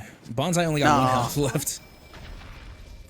The Overgrowth's going to help out, but I mean, Spike is stranded across the path of no return. Like, I got a feeling we're just going to be winning this 45 seconds out. It would probably be the smart play here. I mean, if you're going to go and try for a save, I mean, yes, you save 2 Vandals, and you also deny 2 eliminations to the side of BCU, and you have the lead. Keep that in consideration. Like, next round is going to be a tie game no matter what at this point. I mean, if you're going to try some heroics, good luck, because, again, not much doing there. Freight almost getting the ace. Once again, we'll get a 4K. But, yeah, I don't know. I think maybe going for the save could have been a little bit more beneficial, but who am I? There's a reason I'm on the desk and they're on the field, so to speak. As now we have ourselves that tie game. BCU managed to even the odds yet again. No, I definitely like the save play, considering they're not able to full buy up. There's I know there's one player who had a Bulldog. I don't know if they sold it or they kept it, but one of them did have a Bulldog. One of them had a pistol and like $2,000. That is not enough to full buy, not even close. Best they can get is probably a Marshall and Light or a Spectre and Light. Honestly, for split, I'm thinking probably Spectre and Light. But I mean, hey, we will see. We've seen Thrifties before this game. We've seen it earlier in the series. We are honestly due for a second one, as the net nade comes out, as well as the aftershock. Going to delay this push from Simpson College a little bit longer. Yeah, a nice blind up towards heaven as Milt will get gunned down by the judge. And again, those judges really making a major difference here on split. And we have seen a lot of that judge gameplay. Meanwhile, Konichi, thanks to the kill feed, able to find a 2K, looking for a 3rd from down low. But look at Tony. Tries to land those shots with the Sheriff, but instead will get put down by the Bulldog. And off the flank, takes their time. Hariri will get the final elimination and the go-ahead round win for BCU. Hariri sees the shot, lines it up, slowly moves their mouse to the target, and left click. Briarcliff takes the lead off of a denied Thrifty from Simpson. That was looking kind of scary for Briarcliff, but then the showstopper. Oh, the showstopper. I was talking about it earlier. It's worth its weight in gold and then sub. And I mean, it just ranged true. There is no ult that can do as much damage in one foul swoop like that. Well, here we go. It looks like the play is a little bit of a split push here between mid and B, although you do have that lurker over there towards A. But, you know, that net nade, my goodness, they had to avoid that danger. That's brutal. That's brutal. Yeah, they're going to have to rotate back. I mean, you don't want to get caught by that again. I am all for the Deadlock Slander. This is good. This isn't funny. No, this is funny. This is hilarious. Cover going out. This isn't funny. This is hilarious. That's what I was trying to say. B-side execute. It's the dash. It's the updraft. does not work the way Simpson College intended it, though, with Tooney getting a double kill, maybe a triple kill. Bonsai left with 45 HP and getting chased down. We got a flawless round as Bonsai's the last to fall. And we've reached a similar situation, Cap. Briar Cliff still 2 rounds off of halftime, and they've already secured a tie ball game. Oh yeah, they're doing phenomenally, and again, you know, they're able to really turn that scoreline around. And like I said, you're really going to need that chamber to pop off, and they've been doing it pretty well, I must say. Even when they're not getting the initial picks or the first peaks, they always just come through with the cheekiest lineups, you know, the cheekiest angles to just get a random one shot with that op when you least expect it. Even on the flank, who flanks with an operator? Apparently, Kunichi does. Oh, I'm sorry, Hariri does. And they're pretty good at it too. Meanwhile, look, once again, it looks like it's going to be a focus onto mid, as here comes the cavalry from Simpson College. They are going full push into mid. Pushing up slowly. Ability now coming out. Net nade coming out. Oh no, so brutal. 1 kill for Konichi Scribe. Able to get that back though. Deadlock goes down. I'm not sure if Milk knows that Blight is still there. Blight knows. And has the ultimate if they choose to use it. Peeks out. Oh my goodness, what a shot. Was that while walking? I'm not sure. That one, again, you blink and you miss it, and I think I might have blinked. Oops. Meanwhile, it is going to be a 3v4 in the favor of Simpson College, and they still have control of the spike here. Freight, meanwhile, playing a little peekaboo over here towards Heaven, and they are going to be 3-stacking here, but Freight doesn't care! They're going to push. They find a 2-piece, and Blight is right around the corner, and they know it. They're throwing the nade right there. Perfect paint shell, and down goes Blight. Ay, ay, ay. And here I thought that the retakes were going to be weak. Oh, a no-scope attempted. Honestly, I'm not sure how it missed at that close range. Freight should be able to hold this one out. Now they decided to get off of it, help Milk out. Not even needed. So we got Briar Cliff winning out another retake, and it was honestly all thanks to Tony, who decided to just push on through, or sorry, the Freight that decided to push on through that cloud burst. Nobody expected them to push through that, so they just stopped looking. And that's where you're wrong, because Freight ego pushes, because he's the freight train. He's not going to stop for anything. Yeah, clearly not. And, you know, they did, again, a really great job there just by, I mean, normally I don't advocate for the ego chow, but you know what? If it is least expected, you got to keep the enemy on their toes. And like you said, no one was suspecting that one. Meanwhile, once again, BCU going to be bringing out the power of the purse here. They have a fantastic buy going into this round, and already Freight is going to pick up right where they left off and find themselves another limb. But here comes the res. And they're able to bring that jet right back up and into the fight. That'll help out. Essentially, it's just a 5 versus 5 again, but it strips away an ultimate from Simpson College, so that's always useful. Freight is playing so insanely close. This could be very good or very bad. There's no in-between. Another showstopper. It looks like it's going to be very good. They try to fire it in out. A little bit of damage done. Oh, no, it's a Phantom Think. Siders tries to keep him away with the judge. We got double judge action. Milk, you got to run away from that. You are not winning against it. It's always some fun with the judge, and I gotta tell you, it's pretty dangerous when you put them in the hands of a jet and a raise. But Tony gonna be watching the ropes. They're able to find one, looking to get this final limb onto Bonsai. Konichi with a cheeky flank. They're pinched. I mean, there's nothing you can do. You're pinched. You're stuck in ropes. Tony on the other side, and you have Konichi, who gets gunned down by the judge, and Tony able to wrap things up nicely for BCU. 8-4 yet again. We see a carbon copy of map 1, which was Haven. Briarcliff started on the attack last time, and they were able to make it just as well as they did this time. So Simpson College has to find a way to hold this off, and they have a much more attacker-sided composition, meanwhile, or a much more defender-sided composition, excuse me, whereas Briarcliff, they do as well. Simpson College should have, I repeat, should have a much easier time this time, whereas Briarcliff, they're stuck with a hyper-defensive composition trying to attack. It is, of course, split, so it's a little bit closer. The composition doesn't matter, quote, as much, but it's still going to be in favor of Simpson College, at least for the utility. Hey, when it comes to utility, you know, BCU, they definitely have what it takes to be very offensive. And already BCU able to find 2 frags. And the one thing they still have is Deadlock's net nade. That right there is all you need to be an aggressive, successful offense. Meanwhile, look at Milk gonna be working their way from the A back site. And Hariri gonna be pushing the smoke, has the headhunter, and Scribe literally walked headfirst into a headhunter. 1 versus 5. Raze is stuck. Bonsai's completely stuck. There's a smoke on one side. There's that deadlock wall that just went down, as well as just a casual 5 players. They all know exactly where the last player is, and that's gonna be a murder-suicide. Okay, Freight. Actually, you know what? That might be somewhat big brain because you deny them the elim, or does it still count? I mean, do you deny a player the econ that they would get from the elimination? Like, I don't know. I think it was Freight's paint shell. I think Freight brought it out, got the kill, and then just killed himself. Not sure why, but they decided to do it. It worked out. It got the round. Exactly, that's what it is. It got the round though. I'm not too upset about it. Puts Briarcliff on 9, just 1 round away from double digits, which will be monumental for their economy, as well as just their morale.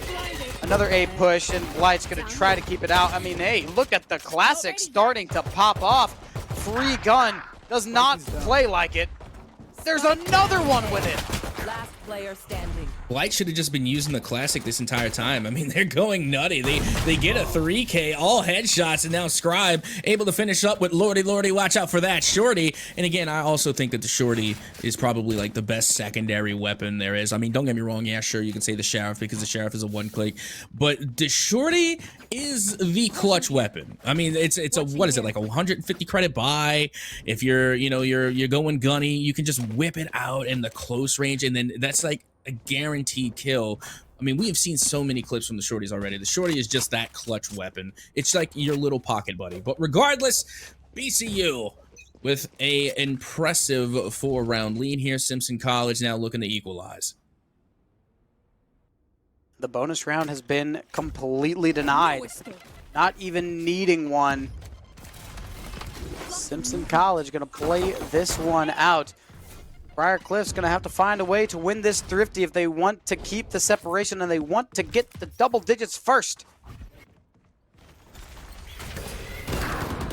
Flash comes out. Dangerous. Spike down B. Oh my goodness. Last No, player standing. completely caught out. The headhunter shots nowhere near the target. Scout destroyed. And what can you do? You got a Spectre in hand, 20 bullets in the magazine. Gonna peek, get the frag, but the trade comes in immediately.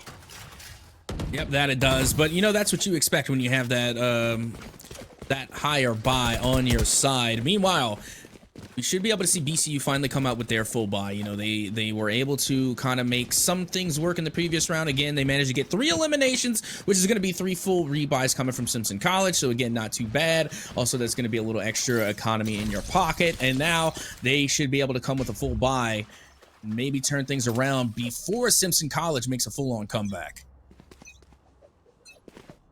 Pseudo bonus yet again.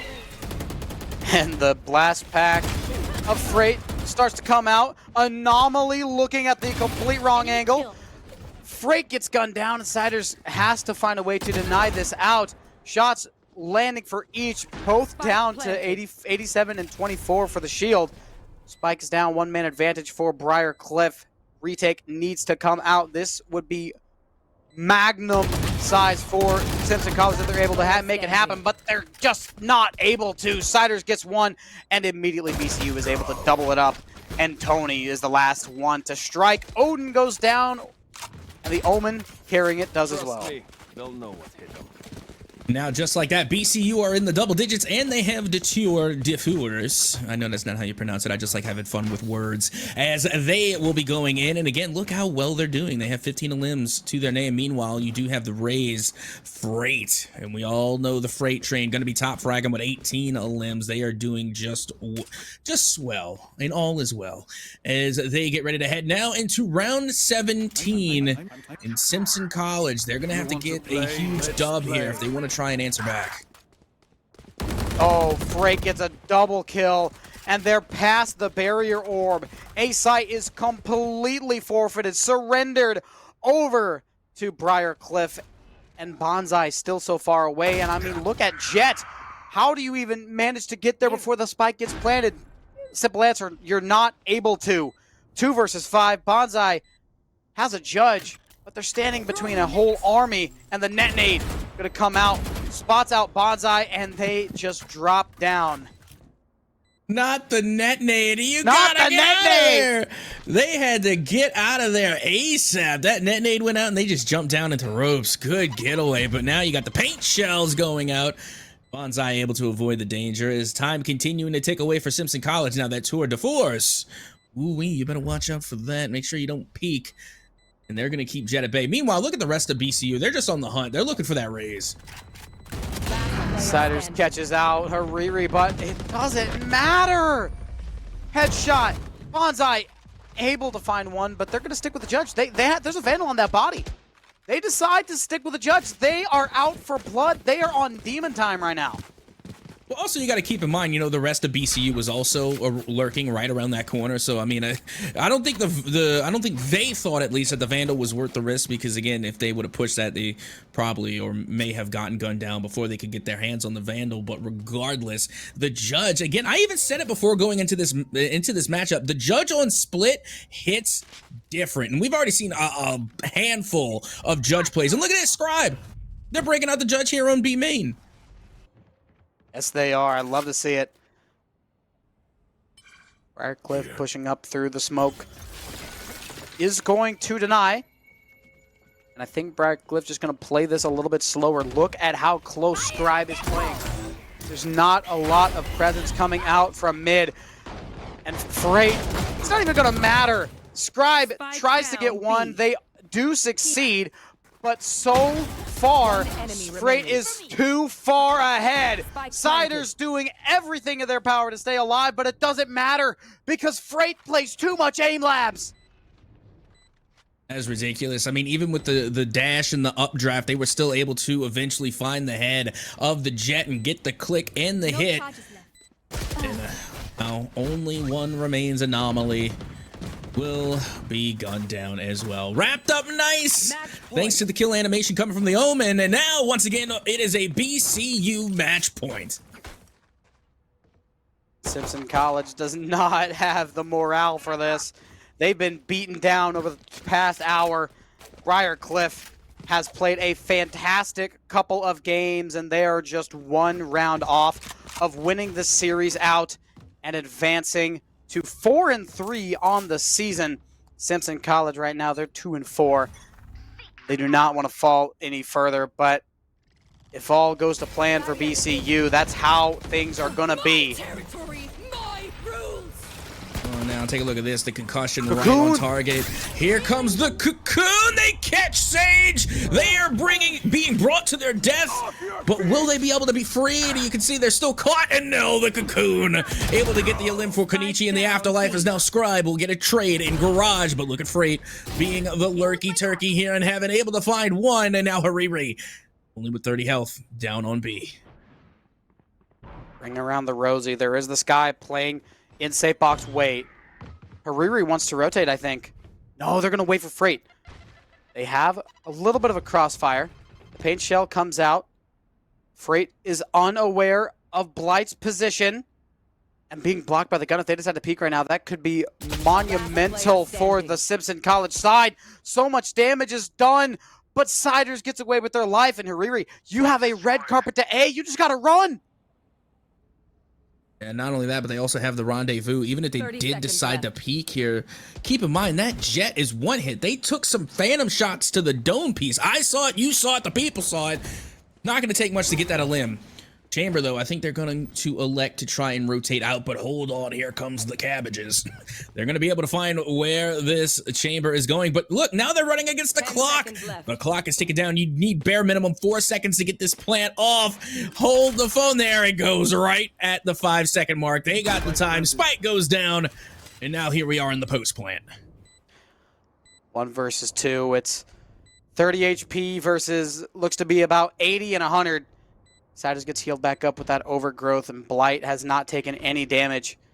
The Guiding Light going to let them know that they're probably going to try to drop from heaven. Siders lets them know, peeks around, gets taken down. Hariri, 1 kill away from the dub, but now they're left with just 4 bullets. You got to reload this, Hariri. Blight gets it to half, peeks around, and gets the frag. Briarcliff can't put it to bed just yet. We got Blight clutching up in the 1v1, bringing Simpson College to 7 rounds. Yeah, and honestly, that heal was pretty clutch, too, being able to get Siders back up and into the fight because, you know, even though it didn't really amount to much, just the looming threat of that 1v2 retake had Hariri, you know, playing a little bit more conservative. I mean, we know Hariri, you know, they're not afraid to push, but when you're in that 2v1, you have to play a little bit far back, and they played off site, and that gave the opportunity for the Rays from Simpson College to go in and get it to at least half, and then gave them the freedom to turn and just get a really good elimination there onto Hariri. And now Simpson College get a little bit of gust in their sails as Siders will get the first elim here in round 20. 1 tap, Freight goes down. Your duelist is Dunzo. Shadows traveling. Jump peeking from Scribe, catches out the intel, but this is going to be a push. This is probably going to have to be a retake unless Simpson College wants to push up immediately, but no, the wall is going to deny that. They've got full control over this B site, but they've got to get that plant down. They cannot wait. That nade's going to come out, slow this retake down, and now the spike goes down. Pressure reversed on a Simpson College. Starts the 45-second timer. Oh, and thank God Deadlock had already used their net nade.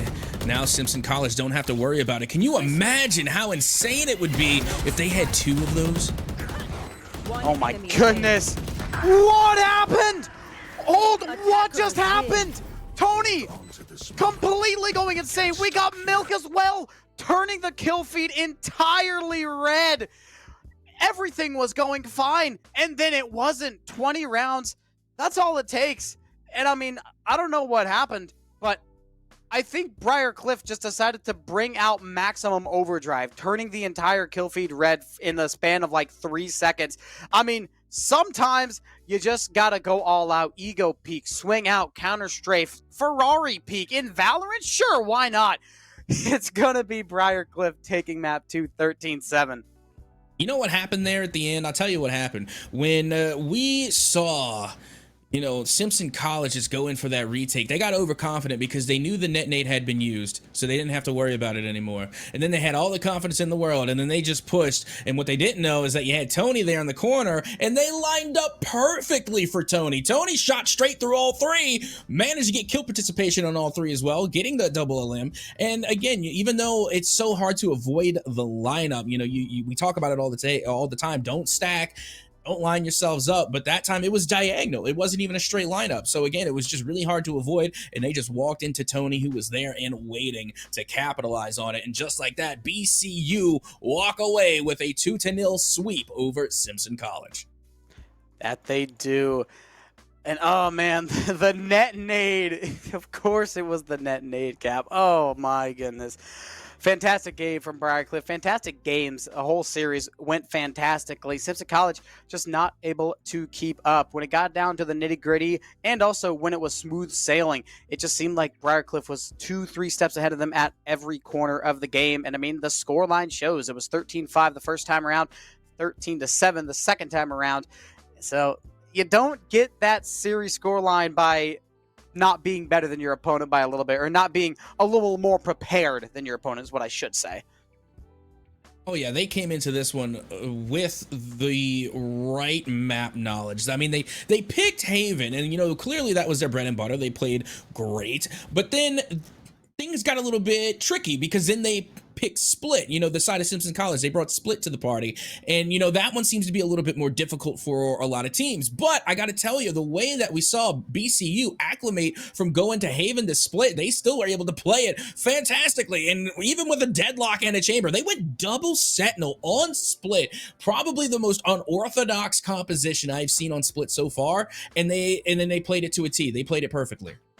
I mean, I was expecting a double controller, and they absolutely blew my mind with what they were able to do with a double Sentinel play. Not just a double Sentinel, but chamber and deadlock. If it was something like a Cypher and a KJ, or maybe even a Cypher and a chamber, I would have been like, I see the vision, but I'm gonna be honest, chamber and deadlock absolutely threw me for a loop. But you know what? It works, so kudos to them. Congratulations, BCU. You advance to 4-3 on the season, and GG's Simpson College. Better luck next time.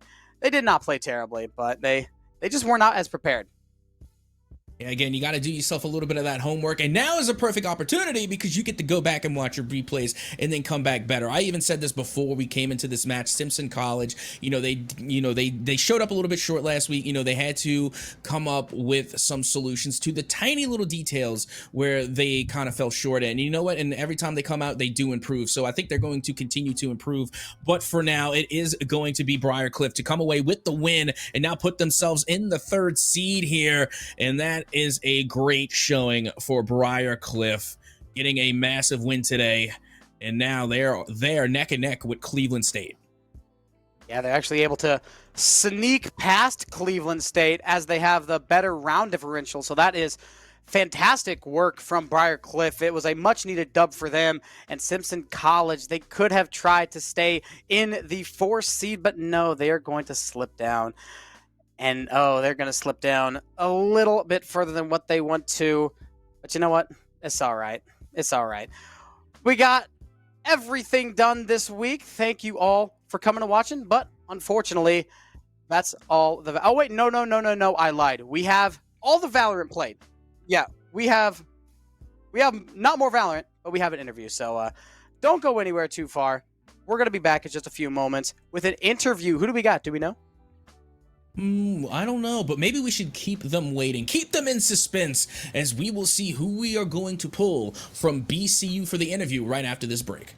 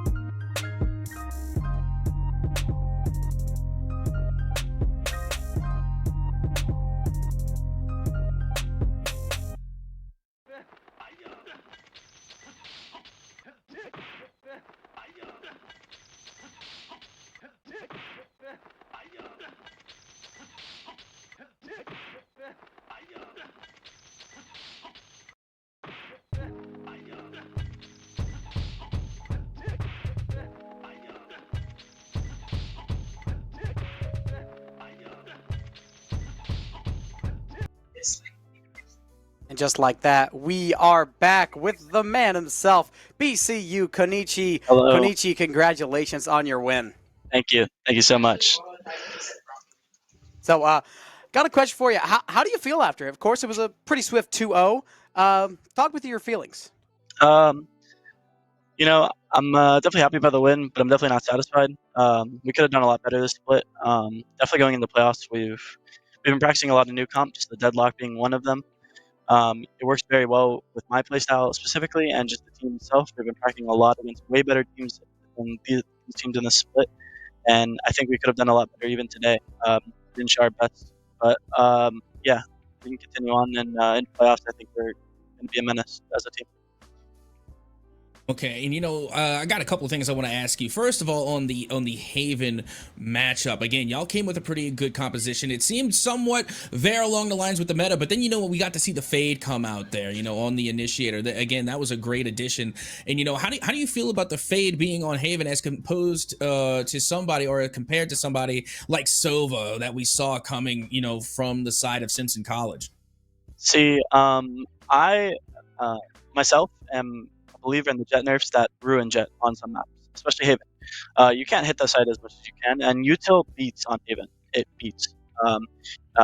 Once you get a site with the comp that we have, you pretty much can't get it back. You have nade, you have suck, you have eye, dogs, stun, paranoia. You have a lot of utility that stops, and I think the biggest thing with their comp is that it denies a lot of lane info, and lane info is what jet needs to get through and through is a lane. If you deny that lane, the jet no longer has value. So I think the Fade and the Raze really combined to a better comp than the jet comp is at the moment. And we beat a lot of teams with it in the split specifically. We've only lost once on Haven, so I'm pretty sure that we can prove with those answers. Okay, I got two more questions, and they're kind of both the same, but again, this is going to be a little bit of a split question here. First of all, you already said that you're bringing the deadlock in. That threw us through a loop because we're expecting a double controller, maybe a double initiator, onto split, but now we did not expect a double sentinel. So I need to ask, what was the decision behind going with the chamber in the deadlock, specifically the deadlock? So I am a deadlock believer. Since she came out, I think she's a great agent. I just think no one's utilized her correctly. It's the same as Harbor. When Harbor came out, everybody thought he was really bad, and they found utility used to push a lane. I think that deadlock. I've heard a lot of slander from you guys from the last 2 weeks about my deadlock nade. I think it's a better Seize. Like if you like the Fade Seize, I think it's a better Fade Seize. It lasts for 8 seconds instead of 4, and I don't have to look to get the info. If they're tethered, they have to get out of it, or they sit in it for 8 seconds and delays a lot. So I think if you utilize it correctly, it's very good. Also, it's better than the Phase Seeds in the fact that if you throw a Raise Nade on top of it, it's an insta kill. They have no chance of even walking to get out of it. So, but I think the reason why she fits us really well is my playstyle. I'm very aggressive on offense and very trap play-esque on defense, and I don't really get to play my Senti role because I have the flex to the info initiator. As the IGL, I've kind of taken just whatever role I can, and I've worked on what weaknesses we have. But I think in that comp specifically, it works a lot because we can set up a lot of trap plays on defense, and it can stop our aggression because we are a very aggressive team, but we need to stop that on attack sometimes. And I think it's super important that we have some sort of trap play-esque. The wall denies a lot of lane info, and the trips itself we play very well. We play on bind and split, so it denies choke. So when you drop out of the hookah on bind, you get insta stunned, as well as when people try to dash up, ramp on A at the start of the round. If we throw the trip there, it stuns them immediately. They cannot get up and they cannot fight that like they should. So we use the trips more aggressively than defensively, and I think we found a way to utilize deadlock unlike other teams have, and that's why we're able to succeed with it. And you know what? I really liked watching, and this is going to be my final question. Again, this is kind of two-parter deadlock question. I'm glad you brought up the net nade because, again, we roasted it to the high heavens tonight. I'm not going to lie because I love deadlock as well, but I think they need a buff. So I want to ask you, you're the deadlock player. You tell me, the net nade, is it just that OP? Is it god tier, or does it need a buff? I certainly wouldn't mind a buff, but I think it could deserve a buff. I think it does a lot right now, and it's utilized correctly. It's a very strong nade. It delays a lot, but I would say if you give it 2 pulses or even in general, just I think 2 pulses would be the only buff, because if you give it 2, I'm pretty sure that's so broken. I mean, I can delay 16 seconds. If you don't want to give me the info, like even if I throw it and I don't get anything out of it, it delays, backs you up. Or if they sit in it for 8 seconds, I've delayed 8 seconds of the round. And Valorant's a time game. As much as we want to shoot, as much as we want to plant the bomb, if I delay that 140, I win the round. So, well, you heard it here. Net nade over everything. of course. Yeah, the net nade talk was very, very high today. And Konichi, thank you for coming out. Thank you for your time as well. Congratulations on your win. Thank you so much. Is there anybody that you'd like to shout out? Anyone you want to thank? Anything you just want to say, get off your chest? I would say thank you to my family for getting me to college, my brother and my parents. Thank you to my team for putting up with me. I'm a little bit of a personality as an IGL, so sometimes that comes across as thank you to my coach. He's come in the last couple of weeks, sub, and he's really put us on the map. We've been working a lot with him, and I think we've been grinding out a lot harder than these teams are. And something I want to say to the other teams is that be ready for playoffs, because I don't think you're ready for the team that we are now, comparatively to the start of the split or even the LAN at the beginning of the year. I like that a lot. Thank you, Konichi. Thank you. Cap, we had a day of Valorant, but I believe that's going to do us. Oh, yeah, I think that's going to about wrap things up again. Thanks to you, Konichi, for joining us on the desk. It was great. It was phenomenal. And now we finally get to wrap things up. That is going to be the end of our Valorant coverage for today. But don't worry, there's always going to be more for you. So be sure to tune in next week. And actually, be sure to tune in tomorrow, because guess what? We're going to have some more. And honestly, I'm looking forward to it. Can't wait to get that one underway as well. And then, of course, on Sunday, we're going to be back with more Smash. So we will be seeing you on the next one. And we hope to see you again right here at the Midwest Esports Conference.